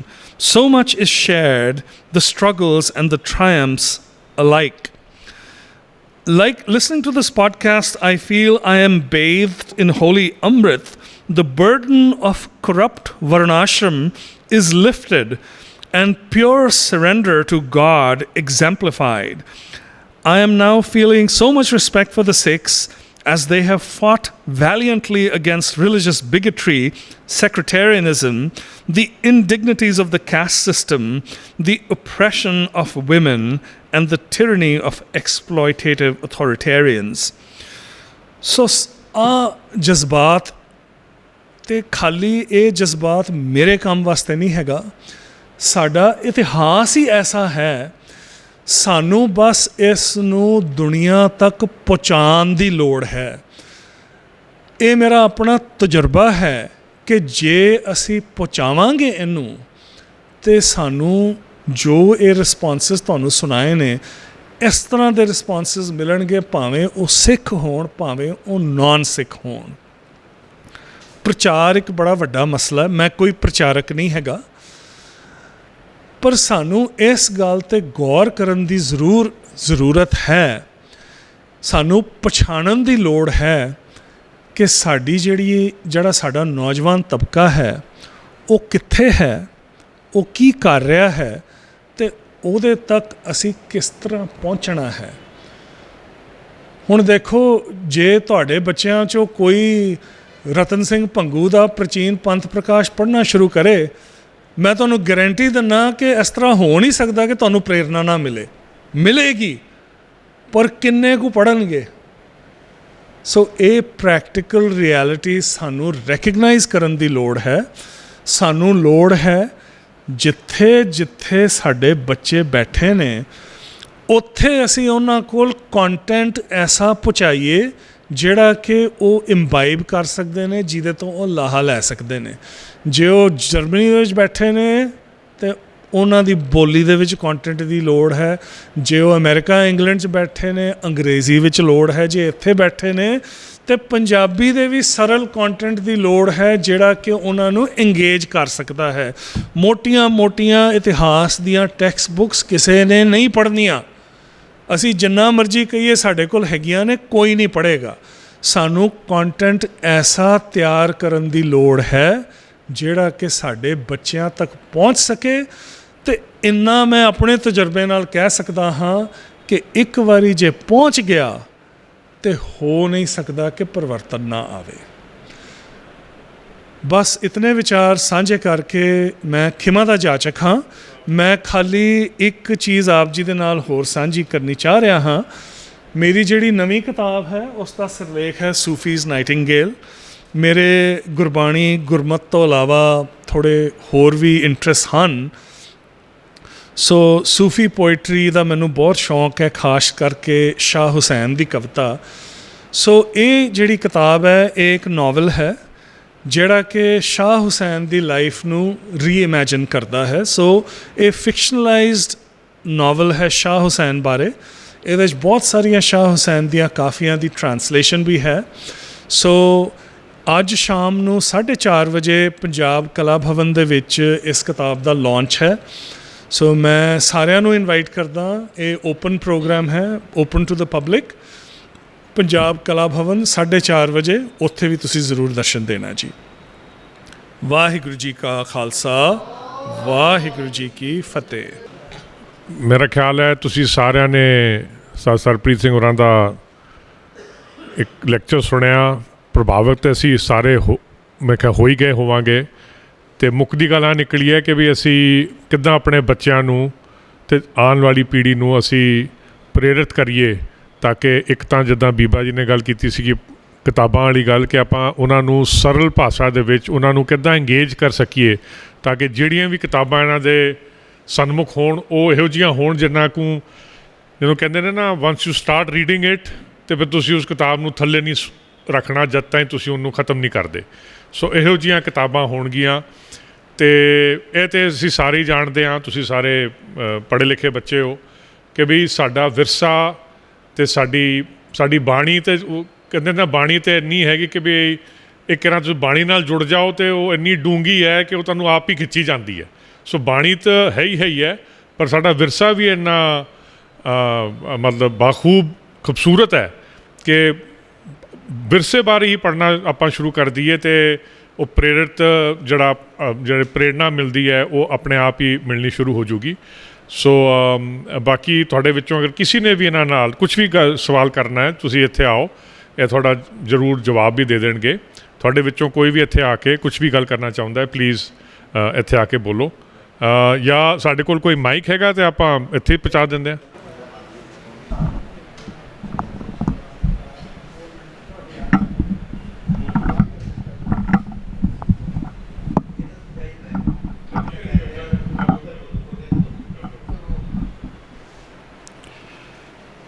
Waheguru ji ਕਾ ਖਾਲਸਾ, ਵਾਹਿਗੁਰੂ ਜੀ ਕੀ ਫਤਿਹ।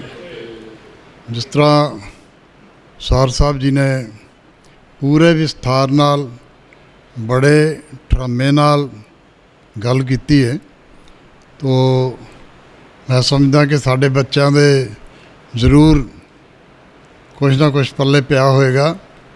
ਤੋ ਇਸ ਤਰ੍ਹਾਂ ਹੀ ਅਸਲ 'ਚ ਇਸ ਤਰ੍ਹਾਂ ਦੀਆਂ ਸਭਾਵਾਂ ਜਾਂ ਇਸ ਤਰ੍ਹਾਂ ਜਿਸ ਤਰ੍ਹਾਂ ਉਹਨਾਂ ਨੇ ਦੱਸਿਆ ਕਿ ਛੋਟੀਆਂ ਛੋਟੀਆਂ ਬੁੱਕਲੈਟਸ ਚਾਹੀਦੀਆਂ, ਤੋ ਉਹ ਸਾਨੂੰ ਗਰਾਊਂਡ ਲੈਵਲ 'ਤੇ ਜਾਣਾ ਚਾਹੀਦਾ, ਨਾ ਕਿ ਅਸੀਂ ਏਸੀ ਕਮਰਿਆਂ 'ਚ ਬੈਠ ਕੇ ਅਤੇ ਇੱਥੇ, ਕਿਉਂਕਿ ਅੱਜ ਕੱਲ੍ਹ ਆਉਣਾ ਜਾਣਾ ਵੀ ਬੜਾ ਮੁਸ਼ਕਿਲ ਹੈ। ਮੰਨ ਲਓ ਕੁਛ ਪਿੰਡ ਵਿੱਚੋਂ ਜਾਂ ਕਿਸੇ ਸਕੂਲ 'ਚੋਂ ਅਸੀਂ ਬੱਚਿਆਂ ਨੂੰ ਕਹਿੰਦੇ ਹਾਂ, ਅਤੇ ਉਹਨਾਂ ਨੂੰ ਉਹ ਖਰਚਾ ਕੌਣ ਬੀਅਰ ਕਰੇਗਾ ਇੱਥੇ ਆਉਣ ਦਾ। ਤੋ ਉਹ ਵੀ ਸਾਨੂੰ ਜਿਹੜਾ ਉਪਰਾਲਾ ਕਰਨਾ ਚਾਹੀਦਾ ਕਿ ਇੱਥੇ ਅਲੱਗ-ਅਲੱਗ ਸਕੂਲਾਂ 'ਚੋਂ, ਪਿੰਡਾਂ ਦੇ ਸਕੂਲਾਂ 'ਚੋਂ ਖਾਸ ਕਰਕੇ ਜਿਹੜੇ ਸ਼ਹਿਰੀ ਬੱਚੇ ਨੇ, ਇਹ ਤਾਂ ਅੱਜ ਕੱਲ੍ਹ ਜ਼ਿਆਦਾ ਸਮਝੋ ਘਰ ਵਿੱਚ ਆਪਣੇ ਪੇਰੈਂਟਸ ਦੀ ਵੀ ਗੱਲ ਸੁਣਨ ਲਈ ਤਿਆਰ ਨਹੀਂ ਹੁੰਦੇ, ਆਪਣੇ ਮੋਬਾਈਲ 'ਤੇ ਹੀ ਰਾਤ ਵੀ ਦਿਨੇ ਵੀ ਸੌਣ ਤੱਕ, ਸਵੇਰੇ ਉੱਠਦਿਆਂ ਫਿਰ ਉੱਤੇ ਲੱਗ ਜਾਂਦੇ ਆ। ਜੇ ਕਿਸੇ ਤੋਂ ਇਸ ਤਰ੍ਹਾਂ ਦੀਆਂ ਵੀ ਖਬਰਾਂ ਆਈਆਂ ਵੀ ਕਿਸੇ ਬੱਚੇ ਤੋਂ ਮੋਬਾਈਲ ਘਰਦਿਆਂ ਨੇ ਲਿਆ ਅਤੇ ਉਹਨੇ ਸੁਸਾਈਡ ਕਰ ਲਈ, ਇਸ ਤਰ੍ਹਾਂ ਦੀਆਂ ਵੀ ਆਈਆਂ। ਸੋ ਉਸ ਰੁਝਾਨ ਨੂੰ ਵੀ ਥੋੜ੍ਹਾ ਬੰਦ ਕਰਨਾ ਚਾਹੀਦਾ, ਹਟਾਉਣਾ ਚਾਹੀਦਾ। ਕਿਵੇਂ ਹਟੇਗਾ? ਉਹ ਸਾਡੀਆਂ ਐਫਰਟਸ ਹੀ ਨੇ, ਜਾਂ ਸਾਡੇ ਜਿਹੜੇ ਨੌਜਵਾਨ ਬੱਚੇ ਨੇ ਇਹ ਆਪਣੀਆਂ ਐਫਰਟਸ ਅੱਗੋਂ ਕਰਨ।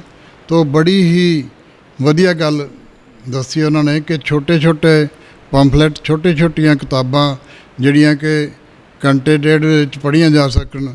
ਤੋਂ ਉਹਦੇ ਵਿੱਚ ਵੀ ਅਸੀਂ ਇੱਕ ਉਪਰਾਲਾ ਕੀਤਾ ਛੋਟਾ ਜਿਹਾ, ਸ਼ਬਦਾਂ ਵਿੱਚ ਅੰਤਾਕਸ਼ਰੀ ਬਣਾਈ। ਮੇਰੇ ਦੋਸਤ ਨੇ ਸਰਬਜੀਤ ਸਿੰਘ ਹੁਣੀ, ਇੱਕ ਕਿਤਾਬ ਲਿਆਓ ਜੀ ਜਰਾ ਦੇਖੀਏ ਪੜ੍ਹ ਕੇ। ਤੋ ਉਹ ਅਸੀਂ ਇੱਥੇ ਚੰਡੀਗੜ੍ਹ ਦੇ ਸਕੂਲਾਂ ਵਿੱਚ ਦਿੱਤੀਆਂ ਸੀ ਛੁੱਟੀਆਂ ਤੋਂ ਪਹਿਲਾਂ। ਹੁਣ ਅਸੀਂ ਉਹਦੀ ਫੀਡਬੈਕ ਲੈਣ ਵਾਸਤੇ ਜਾ ਰਹੇ ਹਾਂ, ਜਿੱਥੇ ਵੀ ਉਹਨਾਂ ਨੇ ਬੱਚਿਆਂ ਨੂੰ, ਅਸੀਂ ਘੱਟੋ ਘੱਟ 20 ਕਿਤਾਬਾਂ ਹਰ ਸਕੂਲ 'ਚ ਦਿੱਤੀਆਂ ਹੋਈਆਂ ਇੱਥੇ, ਔਰ ਉਹਨਾਂ ਨੂੰ ਸਮਝਾਇਆ ਹੋਇਆ ਕਿ ਤੁਸੀਂ ਆਪਣੇ 2 ਗਰੁੱਪ ਬਣਾਓ, ਇੱਕ ਲੜਕੀਆਂ ਦਾ ਇੱਕ ਲੜਕਿਆਂ ਦਾ, ਅਤੇ ਉਹਦੇ ਵਿੱਚ ਉਹਨਾਂ ਨੂੰ ਕੀ ਹੋਏਗਾ ਕਿ ਗੁਰਬਾਣੀ ਦੇ ਸ਼ਲੋਕ ਜਿਹੜੇ ਛੋਟੇ ਛੋਟੇ ਬੱਚਿਆਂ ਨੂੰ ਯਾਦ ਹੋਣਗੇ। ਤੋ ਉਹ ਜਿਹੜੀਆਂ, ਜਿਸ ਤਰ੍ਹਾਂ ਸਰਬਪ੍ਰੀਤ ਸਿੰਘ ਜੀ ਨੇ ਗੱਲ ਕੀਤੀ ਹੈ ਕਿ ਛੋਟੇ ਬੱਚਿਆਂ ਨੂੰ ਗੱਲ ਨਹੀਂ ਭੁੱਲਦੀ, ਅੱਜ ਦੀ ਕੀਤੀ ਹੋਈ ਗੱਲ। ਸੋ ਇਸ ਤਰ੍ਹਾਂ ਹੀ ਜਿਹੜੇ ਬਿਲਕੁਲ ਛੋਟੇ ਛੋਟੇ ਸ਼ਲੋਕ ਅਸੀਂ ਦੇ ਕੇ ਉਹਦੇ ਵਿੱਚ ਦਿੱਤਾ ਹੋਇਆ। ਜਿਸ ਤਰ੍ਹਾਂ ਪਹਿਲੇ ਸਮਿਆਂ ਦੇ ਵਿੱਚ ਸਾਡੇ ਹਾਣ ਦੇ ਬੰਦਿਆਂ ਨੂੰ ਪਤਾ ਹੈ ਕਿ ਮੁਸ਼ਾਇਰਾ ਹੁੰਦਾ ਸੀ, ਉਰਦੂ ਵਿੱਚ ਮੁਸ਼ਾਇਰਾ ਕਹਿੰਦੇ ਸੀ। ਤੋ ਇਹਦੇ 'ਚ ਹਿੰਦੀ ਵਿੱਚ ਜਾਂ ਪੰਜਾਬੀ 'ਚ ਅਸੀਂ ਇਹਨੂੰ ਅੰਤਾਕਸ਼ਰੀ ਦਾ ਨਾਮ ਦਿੱਤਾ। ਸੋ ਉਹਦੇ ਵਿੱਚ ਜਿਸ ਤਰ੍ਹਾਂ ਮੈਂ 1-2 ਸ਼ਲੋਕ ਤੁਹਾਨੂੰ ਪੜ੍ਹ ਕੇ ਸੁਣਾਉਣਾ।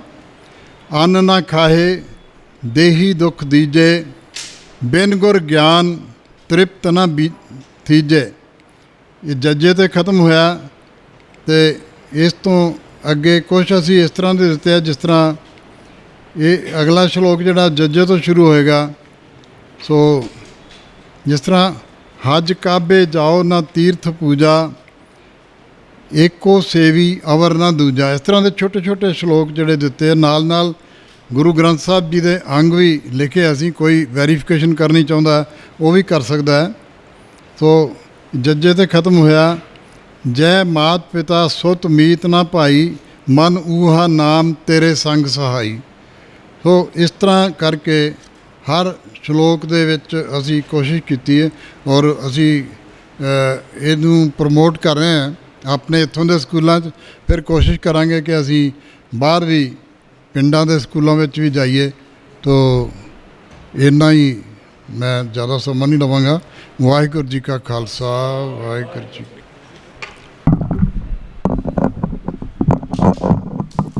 ਵਾਹਿਗੁਰੂ ਜੀ ਕਾ ਖਾਲਸਾ, ਵਾਹਿਗੁਰੂ ਜੀ ਕੀ ਫਤਿਹ।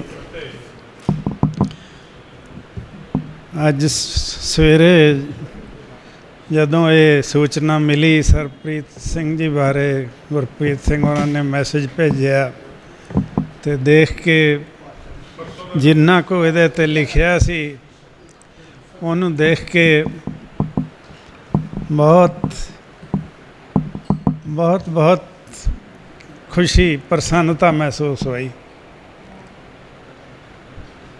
ਐਸੇ ਸ਼ਖਸੀਅਤ ਦੇ ਦਰਸ਼ਨ ਹੋਏ ਜਿਹੜੇ ਕਿ ਬਹੁਤ ਬਹੁਪੱਖੀ ਸ਼ਖਸੀਅਤ ਹਨ, ਬਹੁਤ ਵਰਸੇਟਾਈਲ ਸ਼ਖਸੀਅਤ ਹੈ।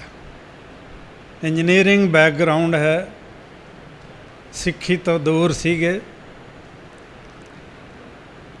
ਇੱਕ ਇਹਨਾਂ ਦੀ ਤਰ੍ਹਾਂ ਹੋਰ ਵੀ ਬਹੁਤ ਦੇਖਿਆ ਗਿਆ ਕਿ ਜਦੋਂ ਬਾਹਰ ਜਾਂਦੇ ਨੇ ਲੋਕ, ਉੱਥੇ ਜਦੋਂ ਆਪਣੇ ਆਪ ਨੂੰ ਆਪਣੀ ਆਇਡੈਂਟੀਟੀ ਲੱਭਣ ਲੱਗਦੇ ਨੇ, ਉਸ ਵੇਲੇ ਅਹਿਸਾਸ ਆਉਂਦਾ ਹੈ ਕਿ ਸਾਡੀਆਂ ਜੜ੍ਹਾਂ ਕਿੱਥੇ ਨੇ, ਅਸੀਂ ਕਿਸ ਵਿਰਸੇ ਨਾਲ ਸੰਬੰਧਿਤ ਹਾਂ।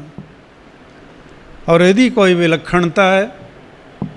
ਸੰਸਾਰ ਵਿੱਚ ਸਾਡੀ ਹੋਂਦ ਵੀ ਹੈ ਅਲੱਗ, ਔਰ ਇਸ ਹੋਂਦ ਨੂੰ ਕਾਇਮ ਰੱਖਣ ਲਈ ਅਸੀਂ ਸਾਡਾ ਜੋ ਪੂਰਵਜ ਹੋਏ ਨੇ ਉਹਨਾਂ ਨੇ ਬਹੁਤ ਕਸ਼ਟ ਉਠਾ ਕੇ, ਬਹੁਤ ਕੁਰਬਾਨੀਆਂ ਦੇ ਕੇ ਇਸ ਹੋਂਦ ਨੂੰ ਕਾਇਮ ਰੱਖਿਆ। ਲੇਕਿਨ ਸਿਰਫ ਇਹ ਫਰਕ ਇਹ ਹੈ ਕਿ ਉਸ ਵੇਲੇ ਇਹ ਹੋਂਦ ਰੱਖਣ ਲਈ ਬਾਹਰੋਂ ਹਮਲੇ ਹੁੰਦੇ ਸੀ। ਅੱਜ ਹੁਣ ਇਸ ਹੋਂਦ ਨੂੰ ਅੰਦਰੋਂ ਹੀ ਖਤਰਾ ਹੈ। ਅਸੀਂ ਆਪ ਹੀ ਤਿਆਗੀ ਜਾਂਦੇ ਹਾਂ। ਉਸ ਵੇਲੇ ਜਿਵੇਂ ਇਹਨਾਂ ਨੇ ਆਪਣੀ ਜਵਾਨੀ ਵੇਲੇ ਦੱਸਿਆ, ਅੱਜ ਦਾ ਨੌਜਵਾਨ ਆਪ ਹੀ ਤਿਆਗੀ ਜਾ ਰਿਹਾ, ਔਰ ਉਸ ਨੂੰ ਵਾਪਸ ਲਿਆਉਣ ਦਾ ਕੋਈ ਸਾਧਨ ਸੁੱਝ ਨਹੀਂ ਰਿਹਾ। ਮੀਡੀਆ 'ਚ ਇੰਨਾ ਕੁਛ, ਸੋਸ਼ਲ ਮੀਡੀਆ 'ਤੇ ਸਿੱਖੀ ਦਾ ਵੀ ਪ੍ਰਚਾਰ ਹੋ ਰਿਹਾ, ਬਹੁਤ ਸਾਰੀਆਂ ਕਥਾ, ਕੀਰਤਨ, ਦਰਬਾਰ, ਚੈਨਲ, ਸਭ ਕੁਝ ਹੋ ਹੀ ਜਾਂਦਾ, ਕੋਈ ਅਸਰ ਨਹੀਂ ਹੁੰਦਾ। ਲੇਕਿਨ ਜਦੋਂ ਕੋਈ ਤੁਹਾਡੀ ਆਤਮਾ ਨੂੰ, ਕਲਪਨਾ ਨੂੰ ਟੁੰਬਣ ਵਾਲੀ ਚੀਜ਼ ਸਾਹਮਣੇ ਆ ਜਾਏ, ਉਸ ਨਾਲ ਤੁਹਾਡੀ ਕਾਇਆ ਕਲਪ ਹੋ ਜਾਂਦੀ, ਉਸ ਨਾਲ ਚੇਂਜ ਆਉਂਦੀ ਹੈ।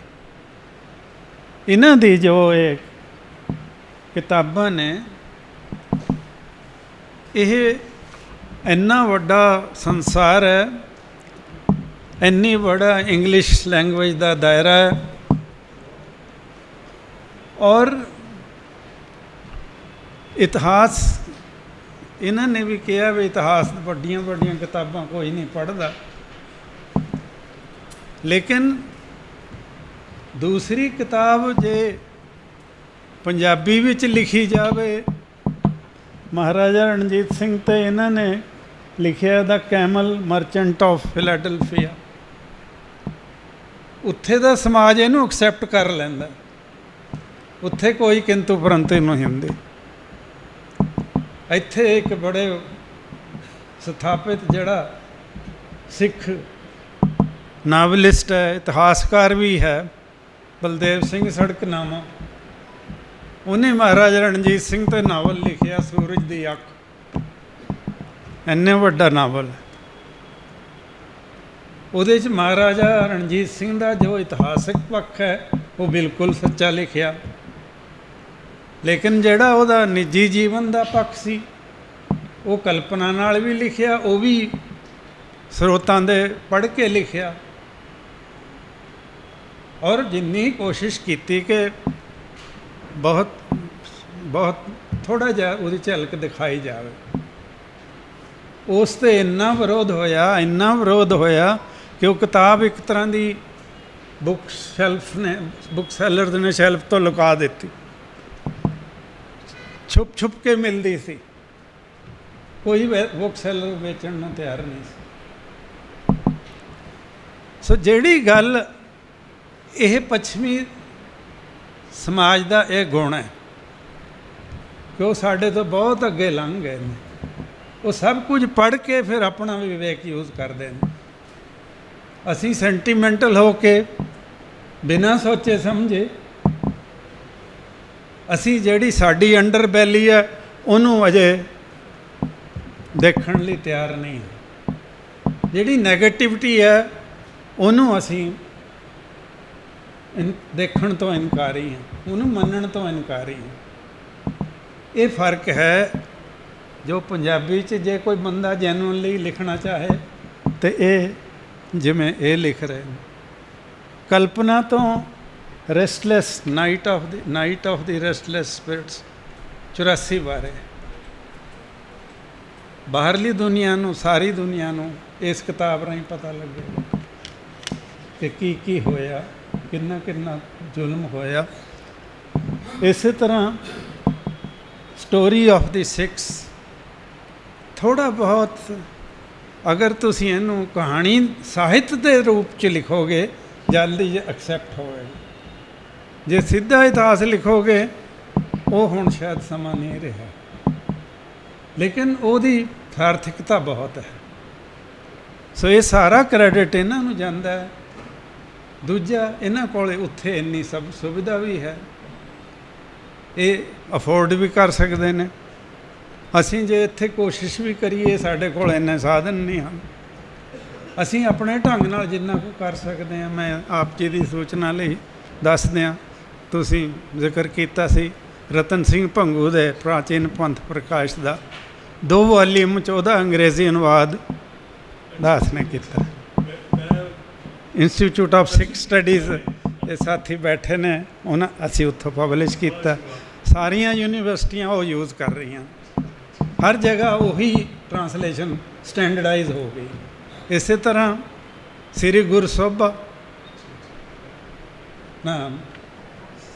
ਸੈਨਾਪਤੀ ਦੀ ਉਹ ਵੀ ਇੰਗਲਿਸ਼ ਟਰਾਂਸਲੇਸ਼ਨ। ਸੋ ਅਸੀਂ ਆਪਣੇ ਢੰਗ ਨਾਲ ਕਰ ਰਹੇ ਹਾਂ, ਅੱਜ ਵਿਦਿਨ ਲਿਮਿਟਸ ਕਰ ਰਹੇ ਹਾਂ।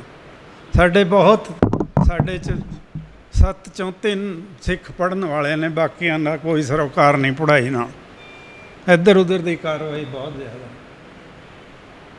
ਤੋ ਇਸ ਕਰਕੇ ਬਹੁਤ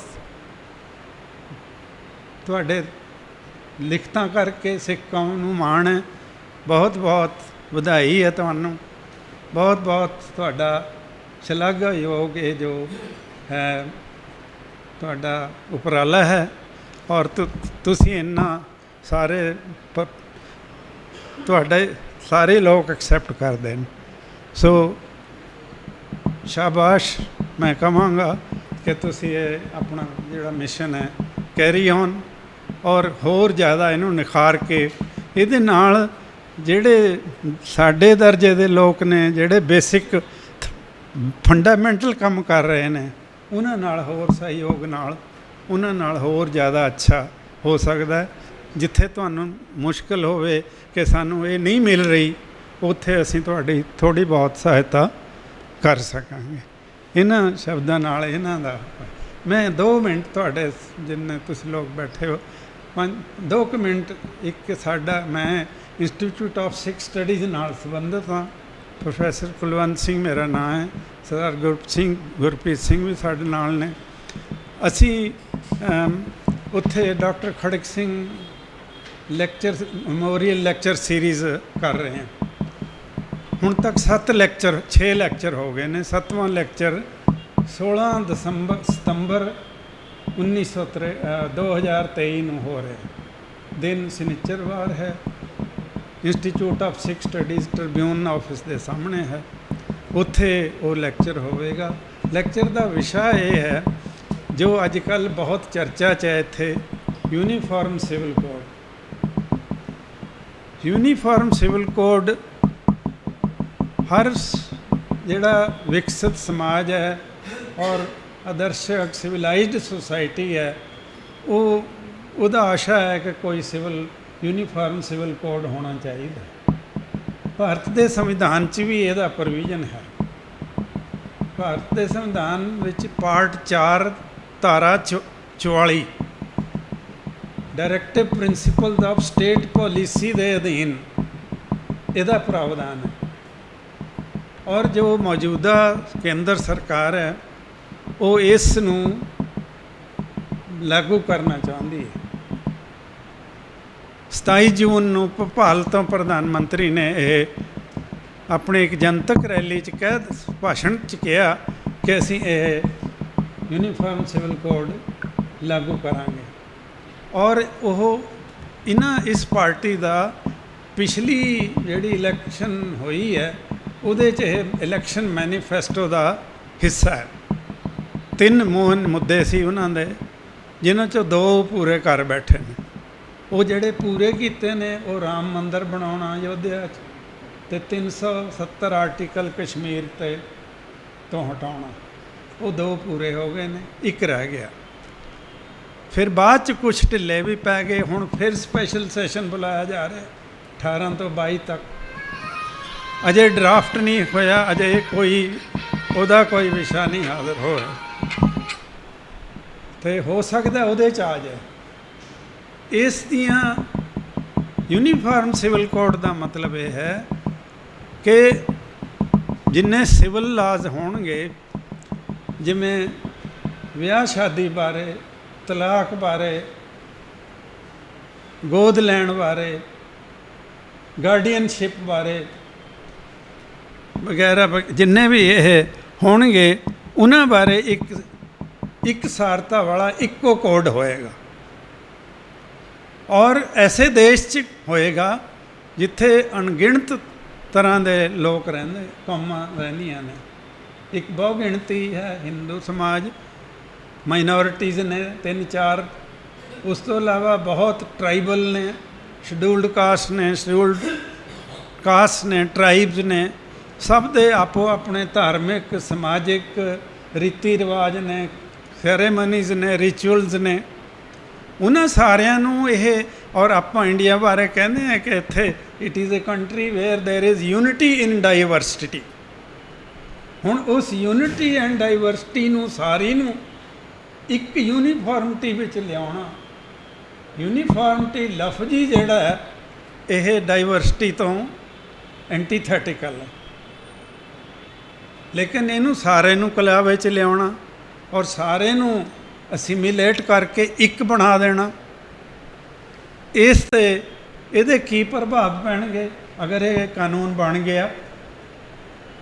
ਜਿਸ ਤਰ੍ਹਾਂ ਦਾ ਉਹਨਾਂ ਦਾ ਸੁਭਾਅ ਹੈ, ਜਿਸ ਤਰ੍ਹਾਂ ਦਾ ਉਹਨਾਂ ਦਾ ਹੁਣ ਚੱਲ ਰਿਹਾ ਸੋਚ ਵਿਚਾਰ, ਉਹਦੇ ਮੁਤਾਬਕ ਉਹਨਾਂ ਲਈ ਮੁਸ਼ਕਿਲ ਨਹੀਂ ਹੈ ਇਹ, ਲੇਕਿਨ ਇਹਦੀਆਂ ਰਿਪਰਕਸ਼ਨਸ ਕਿੰਨੀਆਂ ਹੋਣਗੀਆਂ ਸਿੱਖ ਕੌਮ ਲਈ, ਹੋਰ ਘੱਟ ਗਿਣਤੀਆਂ ਅਲਪ ਸੰਖਿਅਕ ਲਈ, ਹੋਰ ਸਾਰੀਆਂ ਜਿਹੜੀਆਂ ਸਮੁਦਾਇ ਨੇ, ਸੰਪਰਦਾਇ ਨੇ, ਇਹਨਾਂ ਸਾਰਿਆਂ ਦਾ ਕੀ ਅਸਰ ਪਏਗਾ। ਹਾਲਾਂਕਿ ਕੋਈ ਡਰਾਫਟ ਨਹੀਂ ਸਾਹਮਣੇ ਆਇਆ ਔਰ ਕੋਈ ਡੇਟ ਵੀ ਨਹੀਂ ਆਈ, ਲੇਕਿਨ ਇੱਕ ਜਨ ਚੇਤਨਾ ਪੈਦਾ ਕਰਨੀ ਬਹੁਤ ਜ਼ਰੂਰੀ ਹੈ। ਉਸ ਜਨ ਚੇਤਨਾ ਨੂੰ ਪੈਦਾ ਕਰਨ ਲਈ ਅਸੀਂ 7ਵਾਂ doctor Kharak Singh memorial lecture ਉੱਥੇ ਪਲਾਨ ਕੀਤਾ, ਇੰਸਟੀਚਿਊਟ ਆਫ ਸਿੱਖ ਸਟੱਡੀਜ਼।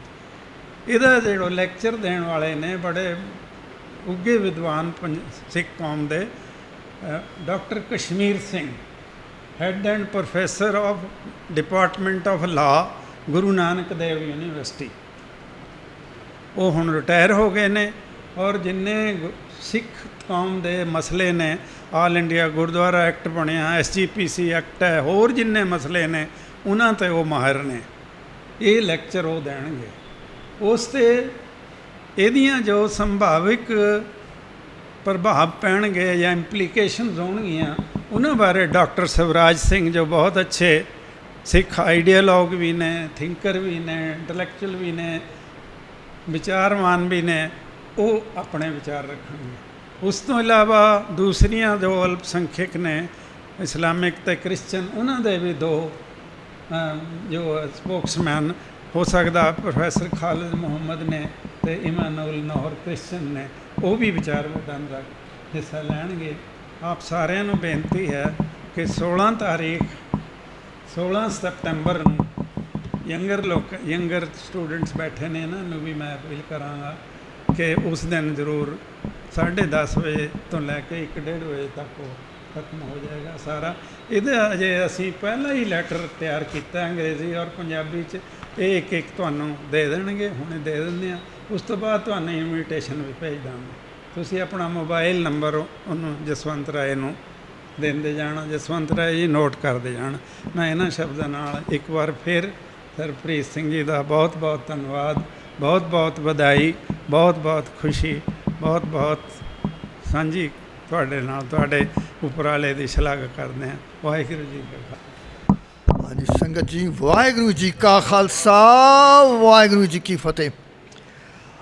ਅੱਜ ਅਸੀਂ ਸਾਹਿਤ ਬਾਰੇ ਗੱਲ ਕਰ ਰਹੇ ਹਾਂ ਕਿ ਗੁਰੂ ਘਰ ਦਾ ਸਾਹਿਤ ਅੱਜ ਬੱਚੇ ਪੜ੍ਹਦੇ ਨਹੀਂ ਹੈਗੇ। ਸਾਰ ਤੋਂ ਸਮੱਸਿਆ ਸਾਡੀ ਸਾਹਮਣੇ ਇਹ ਆਉਂਦੀ ਹੈ ਅਤੇ ਮੈਂ ਵੀ ਇਸ ਚੀਜ਼ ਨੂੰ ਮਹਿਸੂਸ ਕਰ ਰਿਹਾ ਸਾਂ ਬੜੇ ਲੰਬੇ ਸਮੇਂ ਤੋਂ ਕਿ ਕੋਈ ਚੀਜ਼ਾਂ ਐਸੀਆਂ ਹੋਵਣ ਜਿਹੜੇ ਪਾਠਕ ਗਣ ਇੱਕ ਵਾਰੀ ਕਿਤਾਬ ਪੜ੍ਹ ਲੈਣ ਅਤੇ ਉਹ ਨਾਵਲ ਟਾਈਪ ਸਮਝ ਕੇ ਪੜ੍ਹਨ। ਗੁਰੂ ਨਾਨਕ ਸਾਹਿਬ ਜੀ ਦਾ ਜੀਵਨ ਅਸਾਂ ਫਿਰ ਲਿਖਿਆ, ਮੈਂ ਕੁਦਰਤੀ UP 'ਚ ਪੜ੍ਹਿਆ ਲਿਖਿਆ, ਉੱਥੋਂ ਇਸ ਕਰਕੇ ਮੇਰੀ ਭਾਸ਼ਾ ਹਿੰਦੀ ਠੀਕ ਸੀਗੀ। ਮੈਨੇ ਪਹਿਲਾਂ ਗੁਰੂ ਨਾਨਕ ਸਾਹਿਬ ਦਾ ਜੀਵਨ ਬਿਰਤਾਂਤ ਕੰਪਲੀਟ ਹਿੰਦੀ 'ਚ ਲਿਖਿਆ ਤੇ ਜਦੋਂ ਪ੍ਰਕਾਸ਼ਿਤ ਹੋਇਆ, ਪ੍ਰਕਾਸ਼ਕ ਕਹਿਣ ਲੱਗਾ ਇਹ ਹਿੰਦੀ 'ਚ ਸਿਰਫ ਇੱਕ ਗੁਰੂ ਜੀ ਦਾ ਨਹੀਂ, ਸਾਰੇ ਗੁਰੂ ਜਨਾਂ ਦਾ ਦਿਓ। ਉਹ ਵਾਰੀ 10 ਗੁਰੂ ਜਨਾਂ ਦਾ ਇੱਕੋ ਪੋਥੀ ਛਪਵਾਇਆ, ਤੇ ਉਹ ਬੜਾ ਉੱਥੇ ਦੇ ਲੋਕ ਜਿਹੜੇ ਯੂਪੀ ਦੇ ਨੇ ਉਹਨਾਂ ਨੇ ਬੜਾ ਪਸੰਦ ਕੀਤਾ। ਤੇ ਗੁਰੂ ਨਾਨਕ ਸਾਹਿਬ ਜੀ ਦਾ ਜੀਵਨ ਜਦੋਂ ਡਾਕਟਰ ਗੁਰਚਰਨ ਸਿੰਘ ਜੀ ਨੇ ਉਹ ਵੇਖਿਆ ਤੇ ਉਹਨਾਂ ਨੇ ਪੰਜਾਬੀ ਅਨੁਵਾਦ ਕੀਤਾ, ਤੇ ਹੁਣ ਅਸੀਂ ਉਹਦੀ ਕਾਪੀਆਂ ਵੀ ਲੈ ਕੇ ਆਏ ਹਾਂ ਪੰਜਾਬੀ ਅਨੁਵਾਦ ਦੀਆਂ। ਤੇ ਹੁਣ ਜਿਹੜੀ ਮੈਂ ਗੱਲ ਆਪ ਜੀ ਨੂੰ ਕਹਿ ਰਿਹਾ ਕਿ ਅਸਾਂ ਇਹ ਜੋ ਕੁਛ ਲਿਖਿਆ ਉਹਦਾ ਹਿਸਾਬ ਇਸ ਤਰ੍ਹਾਂ ਸੀ ਕਿ ਉਹ ਰੋਚਕ ਸ਼ੈਲੀ, ਉਹ ਧਾਰਾਵਾਹਿਕ ਨਾਨ ਸਟਾਪੀ ਜਗ੍ਹਾ ਜਿਹੜੀ ਤੁਸੀਂ ਚੀਜ਼ ਇੱਕ ਵਾਰੀ ਪੜ੍ਹ ਲੋਗੇ ਤੇ ਛੱਡਣ ਦਾ ਜੀ ਨਹੀਂ ਕਰੇਗਾ ਕਿ ਨੈਕਸਟ ਕੀ ਹੋਇਆ ਪਰਤਾਓਗੇ ਪੰਨਾ। ਮਤਲਬ ਲਿਖਣ ਦੀ ਸ਼ੈਲੀ ਇਸ ਤਰ੍ਹਾਂ ਹੀ ਰੋਚਕ ਸ਼ੈਲੀ ਹੈ ਤਾਂ ਕਿ ਆਪ ਜੀ ਜਿਹੜੀ ਚੀਜ਼ ਲੈ ਰਹੇ ਹੋ ਉਹਦੇ ਅੰਦਰ ਆਪ ਜੀ ਨੂੰ ਬੋਰੀਅਤ ਨਹੀਂ ਹੈ। ਜਿਹੜੇ ਬੱਚੇ ਸਾਡੇ ਨਹੀਂ ਪੜ੍ਹਦੇ ਲਿਟਰੇਚਰ, ਉਹਦਾ ਕਾਰਨ ਇਹ ਹੁੰਦਾ ਕਿ ਉਹ ਬੋਰੀਅਤ ਹੁੰਦੀ, ਉਹਦੇ 'ਚ ਇੰਨਾ ਟਫ ਮੈਟਰ ਹੁੰਦਾ ਹੈ। ਤੇ ਉਹ ਘੁੰਮ ਘੁਮਾ ਕੇ ਕੀਤੀ ਗੱਲ, ਇਹਦੇ 'ਚ ਗੱਲ ਕੀਤੀ ਧਾਰਾਵਾਹਿਕ ਰੋਚਕ ਸ਼ੈਲੀ ਔਰ ਨਾਨ ਸਟਾਪੀ ਜਗ੍ਹਾ, ਮਤਲਬ ਜਦੋਂ ਬੰਦਾ ਕੀਲਿਆ ਜਾਂਦਾ ਉਹਦੇ 'ਚ। ਉਹ ਗੁਰੂ ਨਾਨਕ ਸਾਹਿਬ ਦੀ ਜੀਵਨੀ ਅਸੀਂ ਲੈ ਕੇ ਆਇਆ, ਵੀਰ ਜੀ ਲੈਣ ਗਏ ਨੇ, ਕੁਝ ਕਾਪੀਆਂ ਅਸੀਂ ਲੈ ਕੇ ਆਇਆ ਤੇ ਉਹ ਆਪ ਜੀ ਦੇ ਭੇਟਾ ਕਰਨਾ। ਜਦੋਂ ਉਹਦਾ ਥੋੜ੍ਹਾ ਜਿਹਾ ਮੁੱਲ ਵੀ ਰੱਖਿਆ, ਉਹ ਹੈ ਬੜੀ ਕੀਮਤੀ ਚੀਜ਼ ਹੈ। ਉਹਦੇ ਬਾਈਂਡਿੰਗ ਪੇਪਰ ਤੇ ਉਹ ਰਿਟਨ ਵਰਕ ਜੋ ਹੈਗਾ, ਫੋਟੋਗ੍ਰਾਫੀ ਬੜੀਆਂ ਕੀਮਤੀ ਹੈਗੀਆਂ। ਤਾਂ ਉਹ ਆਪ ਜੀ ਨੂੰ ਹੁਣੇ ਸ਼ੋਅ ਕਰਾਂਗੇ, ਆਪ ਜੀ ਲੈ ਸਕਦੇ ਹੋ। ਵੈਸੇ ਗੁਰੂ ਨਾਨਕ ਸਾਹਿਬ ਜੀ ਦੇ ਜੀਵਨ ਤੋਂ ਲੈ ਕੇ 10ਮ ਪਾਤਸ਼ਾਹ ਜੀਵਨ, ਗੁਰੂ ਨਾਨਕ ਸਾਹਿਬ ਜੀ ਦਾ ਜੀਵਨ ਜਿਹੜਾ ਇਹ ਇੱਕ ਵੈਬਸਾਈਟ ਇਸ ਤਰ੍ਹਾਂ ਪਾਇਆ ਹੋਇਆ sikhworld.info। ਇਹ 2 ਭਾਸ਼ਾ 'ਚ ਹੈ, ਹਿੰਦੀ ਪੰਜਾਬੀ ਦੋਨਾਂ 'ਚ। ਇਹਦੇ 'ਚ ਗੁਰੂ ਨਾਨਕ ਸਾਹਿਬ ਜੀ ਲੈ ਕੇ 10ਮ ਪਾਤਸ਼ਾਹ, ਫਿਰ ਬੰਦਾ ਬਹਾਦਰ ਤੋਂ ਲੈ ਕੇ ਆਜ਼ਾਦੀ ਤੱਕ ਦਾ ਇਤਿਹਾਸ 2 ਭਾਸ਼ਾਵਾਂ 'ਚ। ਜਿਹੜੀ ਭਾਸ਼ਾ 'ਚ ਮਰਜ਼ੀ ਡਾਊਨਲੋਡ ਕਰ ਲਓ, ਤੁਹਾਡੀ ਸਕਰੀਨ 'ਤੇ ਤੁਸੀਂ ਵੇਖ ਸਕਦੇ ਹੋ। ਅਸਾਂ ਸਹਿਜ ਸਰਲ ਹੈਗਾ। ਤੇ ਹੁਣ ਅਸੀਂ ਬਹੁਤ ਸਾਰੀਆਂ ਹੋਰ ਪੁਸਤਕਾਂ ਤਿਆਰ ਕਰ ਰਹੇ ਹਾਂ, ਜਿਸ ਤਰ੍ਹਾਂ ਗੁਰਬਾਣੀ ਅੰਤਾਕਸ਼ਰੀ ਤਿਆਰ ਕੀਤੀ ਸੀ ਕਿ ਹਰ ਸਕੂਲਾਂ 'ਚ ਬੱਚਿਆਂ ਨੂੰ ਦਿੱਤੀਆਂ ਜਾਣ ਤੇ 2 ਟੀਮਾਂ ਬਣਾ ਕੇ ਉਹਨਾਂ ਦਾ ਟਫ ਕੰਪੀਟੀਸ਼ਨ ਕਰਾਇਆ ਜਾਏ। ਤੇ ਗੁਰੂ ਨਾਨਕ ਸਾਹਿਬ ਜੀ ਦਾ ਬਰਥ ਆ ਰਿਹਾ, ਪ੍ਰਕਾਸ਼ ਉਤਸਵ ਆ ਰਿਹਾ, ਉਸ 'ਤੇ ਦੋਨਾਂ ਸਕੂਲਾਂ ਦੇ ਅਲੱਗ-ਅਲੱਗ ਸਕੂਲਾਂ ਦੇ ਬੱਚਿਆਂ ਦਾ ਉੱਥੇ ਇੱਕ ਕੰਪੀਟੀਸ਼ਨ ਕਰਾਇਆ ਜਾਏ, ਜਿਹਨੂੰ ਕਿ ਅਸੀਂ ਰਿਕਾਰਡਿੰਗ ਕਰ ਲਈਏ, ਆਡੀਓ ਵੀਡੀਓ ਤਿਆਰ ਕਰੀਏ ਤੇ ਉਹ ਬੱਚਿਆਂ ਦੇ ਘਰਾਂ 'ਚੋਂ ਪੈਨ ਡਰਾਈਵ ਦੇਈਏ ਕਿ ਬੱਚਿਆਂ ਦੇ ਮਾਪੇ ਵੇਖਣ, ਤਾਂ ਕਿ ਉਹ ਉਤਸ਼ਾਹਿਤ ਹੋਣ ਕਿ ਸਾਡੇ ਬੱਚੇ ਗੁਰਬਾਣੀ ਕਿੰਨੀ ਕੰਠ ਕਰ ਲਈਏ। ਤੇ ਇਸ ਅੱਛਾ ਵੀਰ ਜੀ, ਟਾਈਮ ਸਮਾਪਤ ਹੋ ਗਿਆ, ਮਨ ਤੇ ਬੜੇ ਵਲਵਲੇ ਹੈਗੇ ਕਹਿਣ ਨੂੰ। ਚਲੋ ਜੀ, ਵਾਹਿਗੁਰੂ ਜੀ ਕਾ ਖਾਲਸਾ। ਹਾਂਜੀ, ਸਤਿਕਾਰਯੋਗ ਦੋਸਤੋ, ਮੈਂ ਥੋੜ੍ਹਾ ਕਿ ਨਾ ਵੱਖਰਾ ਔਰ ਸਮਾਨਾਂਤਰ ਹੋਰ ਤਰੀਕੇ ਨਾਲ ਸੋਚਦਾ ਵਾਂ। ਤੁਸੀਂ ਸਾਰੇ ਇੱਕ ਧਾਰਾ ਦੇ ਬੰਦੇ ਬੈਠੇ ਹੋ। ਮੈਂ ਸਮਝਦਾ ਜਿਵੇਂ ਯੂਨੀਫਾਰਮ ਸਿਵਲ ਕੋਡ ਦੀ ਨਾਲ ਗੱਲ ਕੀਤੀ ਹੈ, ਪਰ ਜਿਹੜੀਆਂ ਤਾਕਤਾਂ ਇਹ ਚੀਜ਼ ਲਾਗੂ ਕਰਨ ਜਾ ਰਹੀਆਂ ਉਹਦੇ ਨਾਲ ਤੇ ਅਸੀਂ ਸਿਆਸੀ ਤੌਰ 'ਤੇ ਸਾਂਝ ਭਿਆਲੀ ਪਾ ਕੇ ਸਰਕਾਰਾਂ ਦੇ ਵਿੱਚ ਸ਼ਾਮਲ ਹੋਏ ਬੈਠੇ ਹਾਂ। ਜਿਨ੍ਹਾਂ ਨੇ ਲੜਨਾ ਉਹਨਾਂ ਨੂੰ ਵੀ ਸੋਚਣਾ ਚਾਹੀਦਾ। ਇੱਕ ਤਾਂ ਮੈਂ ਇਹਦੇ ਬਾਰੇ ਇਹੀ ਗੱਲ ਕਰਨੀ ਸੀਗੀ। ਦੂਸਰਾ ਜਿਹੜਾ ਮਹਾਰਾਜਾ ਰਣਜੀਤ ਸਿੰਘ ਬਾਰੇ ਮਹਾਰਾਜਾ ਰਣਜੀਤ ਸਿੰਘ ਬਾਰੇ ਨਾਵਲ ਬਲਦੇਵ ਸਿੰਘ ਦਾ ਸੂਰਜ ਦੀ ਅੱਖ ਮੈਂ ਪੜ੍ਹਿਆ, ਅਸੀਂ ਗੋਸ਼ਟੀ ਵੀ ਕਰਵਾਈ ਸੀ ਉਹਦੇ ਉੱਪਰ। ਮੈਂ ਸਮਝਦਾ ਕਿ ਉਹਦੇ ਬਾਰੇ ਵੀ ਰੀਥਿੰਕ ਕਰਨ ਦੀ ਲੋੜ ਆ। ਮਹਾਰਾਜਾ ਰਣਜੀਤ ਸਿੰਘ ਨੂੰ ਮੈਂ ਉਸ ਤਰ੍ਹਾਂ ਨਹੀਂ ਦੇਖਦਾ ਜਿਸ ਤਰ੍ਹਾਂ ਤੁਸੀਂ ਆਪਣੀ ਨਜ਼ਰ ਨਾਲ ਦੇਖਦੇ ਹੋ। ਮੈਂ ਉਹਨੂੰ ਉਸ ਤਰ੍ਹਾਂ ਸਮਝਦਾ ਕਿ ਜਿਵੇਂ ਮਿਸਲਾਂ ਤੋਂ ਪਹਿਲਾਂ ਰਾਖੀਆਂ ਸੀਗੀਆਂ, ਫਿਰ ਰਾਖੀਆਂ ਕਿਸ ਤਰ੍ਹਾਂ ਬਣਦੀਆਂ, ਵੋਲਵ ਹੁੰਦੀਆਂ, ਔਰ ਕਿਸ ਤਰ੍ਹਾਂ ਇੱਕ ਮਿਸਲ ਤੋਂ ਬਾਅਦ 2 ਮਿਸਲਾਂ ਉਹ ਬਣਾਉਂਦੇ ਆ, ਮਤਲਬ ਧੋਖੇ ਨਾਲ ਮੈਂ ਕਹੂੰਗਾ। ਫਿਰ ਜਦੋਂ ਉਹਨਾਂ ਦਾ ਰਾਜ ਚਲੇ ਜਾਂਦਾ, ਕਿਵੇਂ 10 ਸਾਲ ਬਾਅਦ ਹੀ ਉਹ ਬਿਖਰ ਜਾਂਦਾ। ਇਹ ਕਈ ਗੱਲਾਂ ਮਤਲਬ ਤਾਕਤਾਂ ਦਾ ਤੋਲ ਸਮਝਣ ਦੀ ਲੋੜ ਹੈਗੀ ਆ। ਇੱਕ ਗੱਲ ਜਿਹੜੀ ਮੈਂ ਹੋਰ ਕਹਿਣਾ ਚਾਹੁੰਦਾ ਗੁਰੂ ਨਾਨਕ ਦੇਵ ਜੀ ਬਾਰੇ, ਮੈਂ ਹੁਣੇ ਸਤਨਾਮ ਚੰਨਾ ਦੀ ਕਿਤਾਬ ਮੇਰੇ ਕੋਲ ਹੈ, ਅਸੀਂ ਪੜ੍ਹ ਰਹੇ, 3 ਤਰੀਕ ਨੂੰ ਗੋਸ਼ਟੀ ਅਸੀਂ ਰੱਖੀ ਉਹਦੇ 'ਤੇ। ਉਹਦੇ ਵਿੱਚ ਮੈਨੂੰ ਚਾਰਲਸ ਡਾਰਵਨ ਬਹੁਤ ਯਾਦ ਆਉਂਦਾ ਕਿ ਗੁਰੂ ਨਾਨਕ ਦੇਵ ਦੀ ਫਿਲਾਸਫੀ ਕਿਸ ਤਰ੍ਹਾਂ ਵੋਲਵ ਹੁੰਦੀ ਹੈ, ਉਹ ਕਿਹੜੀਆਂ ਪ੍ਰਸਥਿਤੀਆਂ ਜਿਨ੍ਹਾਂ ਦੇ ਵਿੱਚੋਂ ਜਿਹੜੀਆਂ ਕੁਰੀਤੀਆਂ ਸੀਗੀਆਂ, ਜਿਹਦੇ ਵਿੱਚੋਂ ਮਤਲਬ ਖਲਾਅ 'ਚ ਕੋਈ ਚੀਜ਼ ਪੈਦਾ ਨਹੀਂ ਹੁੰਦੀ, ਕੋਈ ਵਿਚਾਰ ਖਲਾਅ 'ਚੋਂ ਨਹੀਂ ਪੈਦਾ ਹੁੰਦਾ, ਨਾ ਸਾਡੀ ਸਿੱਖ ਫਿਲਾਸਫੀ ਖਲਾਅ 'ਚੋਂ ਪੈਦਾ ਹੋਈ ਹੈ। ਮਤਲਬ ਉਹ ਕਿਹੜੀਆਂ ਕੁਰੀਤੀਆਂ ਜਿਹਦੇ ਵਿਰੋਧ 'ਚ ਮਤਲਬ ਇਹ ਫਿਲਾਸਫੀ ਇਵੋਲਵ ਹੁੰਦੀ ਹੈ। ਔਰ ਹੁਣ ਵੀ ਮੈਂ ਸਮਝਦਾ ਜੈਂਡਰ ਦੇ, ਕਾਸਟ ਦੇ ਇੰਨੇ ਵਿਤਕਰੇ ਹੈਗੇ ਆ ਕਿ ਉਹ ਮਤਲਬ ਜਿਉਂ ਦੀ ਤਿਉਂ ਅੱਗੇ ਮਤਲਬ ਪ੍ਰਾਪਾਗਟ ਹੋਈ ਜਾ ਰਹੇ ਆ। ਮੈਂ ਸਮਝਦਾ ਕਿ ਹਾਲੇ ਜੇ ਅਸੀਂ ਹਰਿਮੰਦਰ ਸਾਹਿਬ ਬੀਬੀਆਂ ਨੂੰ ਅਸੀਂ ਜੇ ਕੀਰਤਨ ਕਰਨ ਦੀ ਹਾਲੇ ਤੱਕ ਇਜਾਜ਼ਤ ਨਹੀਂ ਦੇ ਸਕੇ ਤਾਂ ਉਹਦੇ ਬਾਰੇ ਵੀ ਸਾਨੂੰ ਰੀਥਿੰਕ ਕਰਨਾ ਚਾਹੀਦਾ। ਮੈਂ ਸਮਝਦਾ ਕੋਈ ਵੀ ਭਾਸ਼ਾ, ਸੱਭਿਆਚਾਰ ਆ, ਰਾਜਨੀਤੀ ਆ ਜਾਂ ਆਰਥਿਕਤਾ ਹੈਗੀ ਆ, ਉੱਥੇ ਚਾਰਲਸ ਡਾਰਵਿਨ ਕੰਮ ਕਰਦਾ, ਉਹ ਫਿਟਨੈਸ ਟੂ ਸਰਵਾਈਵ ਵਾਲਾ। ਜੇ ਤਾਂ ਉਹਦੇ 'ਚ ਕੋਈ ਮਤਲਬ ਲੜ ਸਕਣ ਦੀ, ਟਿਕ ਸਕਣ ਦੀ ਯੋਗਤਾ ਹੈਗੀ ਆ ਤਾਂ ਉਹਨੇ ਸਰਵਾਈਵ ਕਰਨਾ, ਨਹੀਂ ਤੇ ਨਹੀਂ ਸਰਵਾਈਵ ਕਰਨਾ। ਧੰਨਵਾਦ ਜੀ। ਸਤਿਕਾਰਯੋਗ ਗੁਰੂ ਰੂਪ ਖਾਲਸਾ ਜੀਓ, ਵਾਹਿਗੁਰੂ ਜੀ ਕਾ ਖਾਲਸਾ, ਵਾਹਿਗੁਰੂ ਜੀ ਕੀ ਫਤਿਹ। ਅੱਜ ਬਹੁਤ ਖੁਸ਼ੀ ਦਾ ਸਮਾਂ ਹੈ ਕਿ ਅਸੀਂ ਸਰਦਾਰ ਸਰਬਪ੍ਰੀਤ ਸਿੰਘ ਜੀ ਨੂੰ ਦੂਸਰੀ ਵਾਰ ਇੱਥੇ ਸੁਣਨ ਦਾ ਸਾਨੂੰ ਸੁਭਾਗ ਮਿਲਿਆ। ਪਹਿਲੀ ਵਾਰੀ ਵੀ ਜਿਹੜੇ ਇਹਨਾਂ ਨੇ ਬੁੱਕਸ ਲਿਖੀ ਸੀ, ਮਹਾਰਾਜਾ ਰਣਜੀਤ ਸਿੰਘ ਦੇ ਦਰਬਾਰ ਨਾਲ ਜਿਹੜੇ ਗੈਰ ਸਿੱਖ ਉੱਥੇ ਉਹ 'ਚ ਕਾਰਜਸ਼ੀਲ ਲੋਕ ਸੀਗੇ, ਉਹਨਾਂ ਦੀ ਕੀ ਕੰਟਰੀਬਿਊਸ਼ਨ ਸੀ, ਉਹਦੇ ਬਾਰੇ ਉਹਨਾਂ ਨੇ ਦੱਸਿਆ ਸੀ। ਅਤੇ ਹੁਣ ਨਵੀਂ ਜਿਹੜੀ ਕਿਤਾਬ ਹੈ ਉਹ ਭਾਵੇਂ ਸੂਫੀ ਸਟੋਰੀ ਉੱਤੇ ਹੈ, ਸੱਭਿਆਚਾਰ ਹੈ ਜਿਹੜਾ ਉਹਨੂੰ ਸਮਰਪਿਤ ਹੈ। ਉਹ ਆਉਣ ਵਾਲੇ, ਚਲੋ ਅੱਜ ਰਿਲੀਜ਼ ਹੋਏਗੀ, ਉਸ ਤੋਂ ਬਾਅਦ ਵੀ ਅਸੀਂ ਪੜ੍ਹਾਂਗੇ। ਅਤੇ ਮੇਰੀ ਜਿਹੜੀ ਖਾਸ ਬੇਨਤੀ ਹੈਗੀ ਹੈ ਇੱਥੇ ਡਾਕਟਰ ਗੁਰਚਰਨ ਸਿੰਘ ਨੂੰ ਵੀ, ਸਰਪ੍ਰੀਤ ਕਿਉਂਕਿ 150 ਸਾਲਾ ਸਿੰਘ ਸਭਾ ਦਾ ਚੱਲ ਰਿਹਾ ਹੈ, ਅਤੇ ਜਿਹੜਾ ਸਾਡਾ ਆਧੁਨਿਕ ਦੌਰ ਹੈ ਉਹਦੀ ਜਨਮਦਾਤਾ ਜਿਹੜੀ ਹੈਗੀ ਹੈ ਸਿੰਘ ਸਭਾ ਥਾਟ ਹੈ, ਲਹਿਰ ਹੈ। ਉਹ ਇੱਕ ਉਹਦੇ ਸੰਬੰਧ 'ਚ ਵੀ ਤੁਸੀਂ ਜ਼ਰੂਰ ਕੁਛ ਨਾ ਕੁਛ ਲਿਖੋ, ਕਿਉਂਕਿ ਉਹਨੂੰ ਕਈ ਐਂਗਲ ਤੋਂ, ਹੁਣੇ ਚੀਮਾ ਸਾਹਿਬ ਗੱਲ ਕਰਕੇ ਗਏ ਹੈ ਬੀਬੀਆਂ ਦੇ ਕੀਰਤਨ ਨਾ ਕਰਨ ਦੀ, ਲੇਕਿਨ ਸਿੰਘ ਸਭਾ ਵਾਲਿਆਂ ਨੇ ਉਦੋਂ ਹੀ ਫੈਸਲਾ ਕਰ ਦਿੱਤਾ ਸੀ, ਜਦੋਂ ਸਿੰਘ ਸਭਾ ਲਹਿਨ ਬਣਾਈ, ਮਰਿਆਦਾ ਬਣਾਈ, ਉਹਦੇ 'ਚ ਕੋਈ ਵਿਤਕਰਾ ਨਹੀਂ ਸੀ ਕੀਤਾ। ਮੈਂ ਦੱਸਣਾ ਚਾਹੁੰਦਾ ਕਿ ਜਿਸ ਵਕਤ ਉਹਨਾਂ ਨੇ ਪੰਜਾਬੀ ਭੈਣ ਮੈਗਜ਼ੀਨ ਕੱਢਿਆ ਸੀਗਾ ਪ੍ਰੋਫੈਸਰ ਗੁਰਮੁਖ ਸਿੰਘ ਨੇ, ਉਦੋਂ ਯੂਰਪ ਵਿੱਚ ਵੀ ਔਰਤਾਂ ਵਾਸਤੇ ਕੋਈ ਮੈਗਜ਼ੀਨ ਨਹੀਂ ਸੀ। ਇਸ ਖਿੱਤੇ ਦੇ ਉੱਤੇ ਸਿੰਘ ਸਭਾ ਦੇ ਬਾਨੀਆਂ ਨੇ ਸਿੱਖ ਕੰਨਿਆ ਮਹਾਵਿਦਿਆਲਿਆ ਕੁੜੀਆਂ ਵਾਸਤੇ ਫਿਰੋਜ਼ਪੁਰ 'ਚ ਉਦੋਂ ਖੋਲ੍ਹਿਆ, ਇਸ ਖਿੱਤੇ ਵਿੱਚ ਹੋਰ ਕੋਈ ਨਹੀਂ ਸੀ।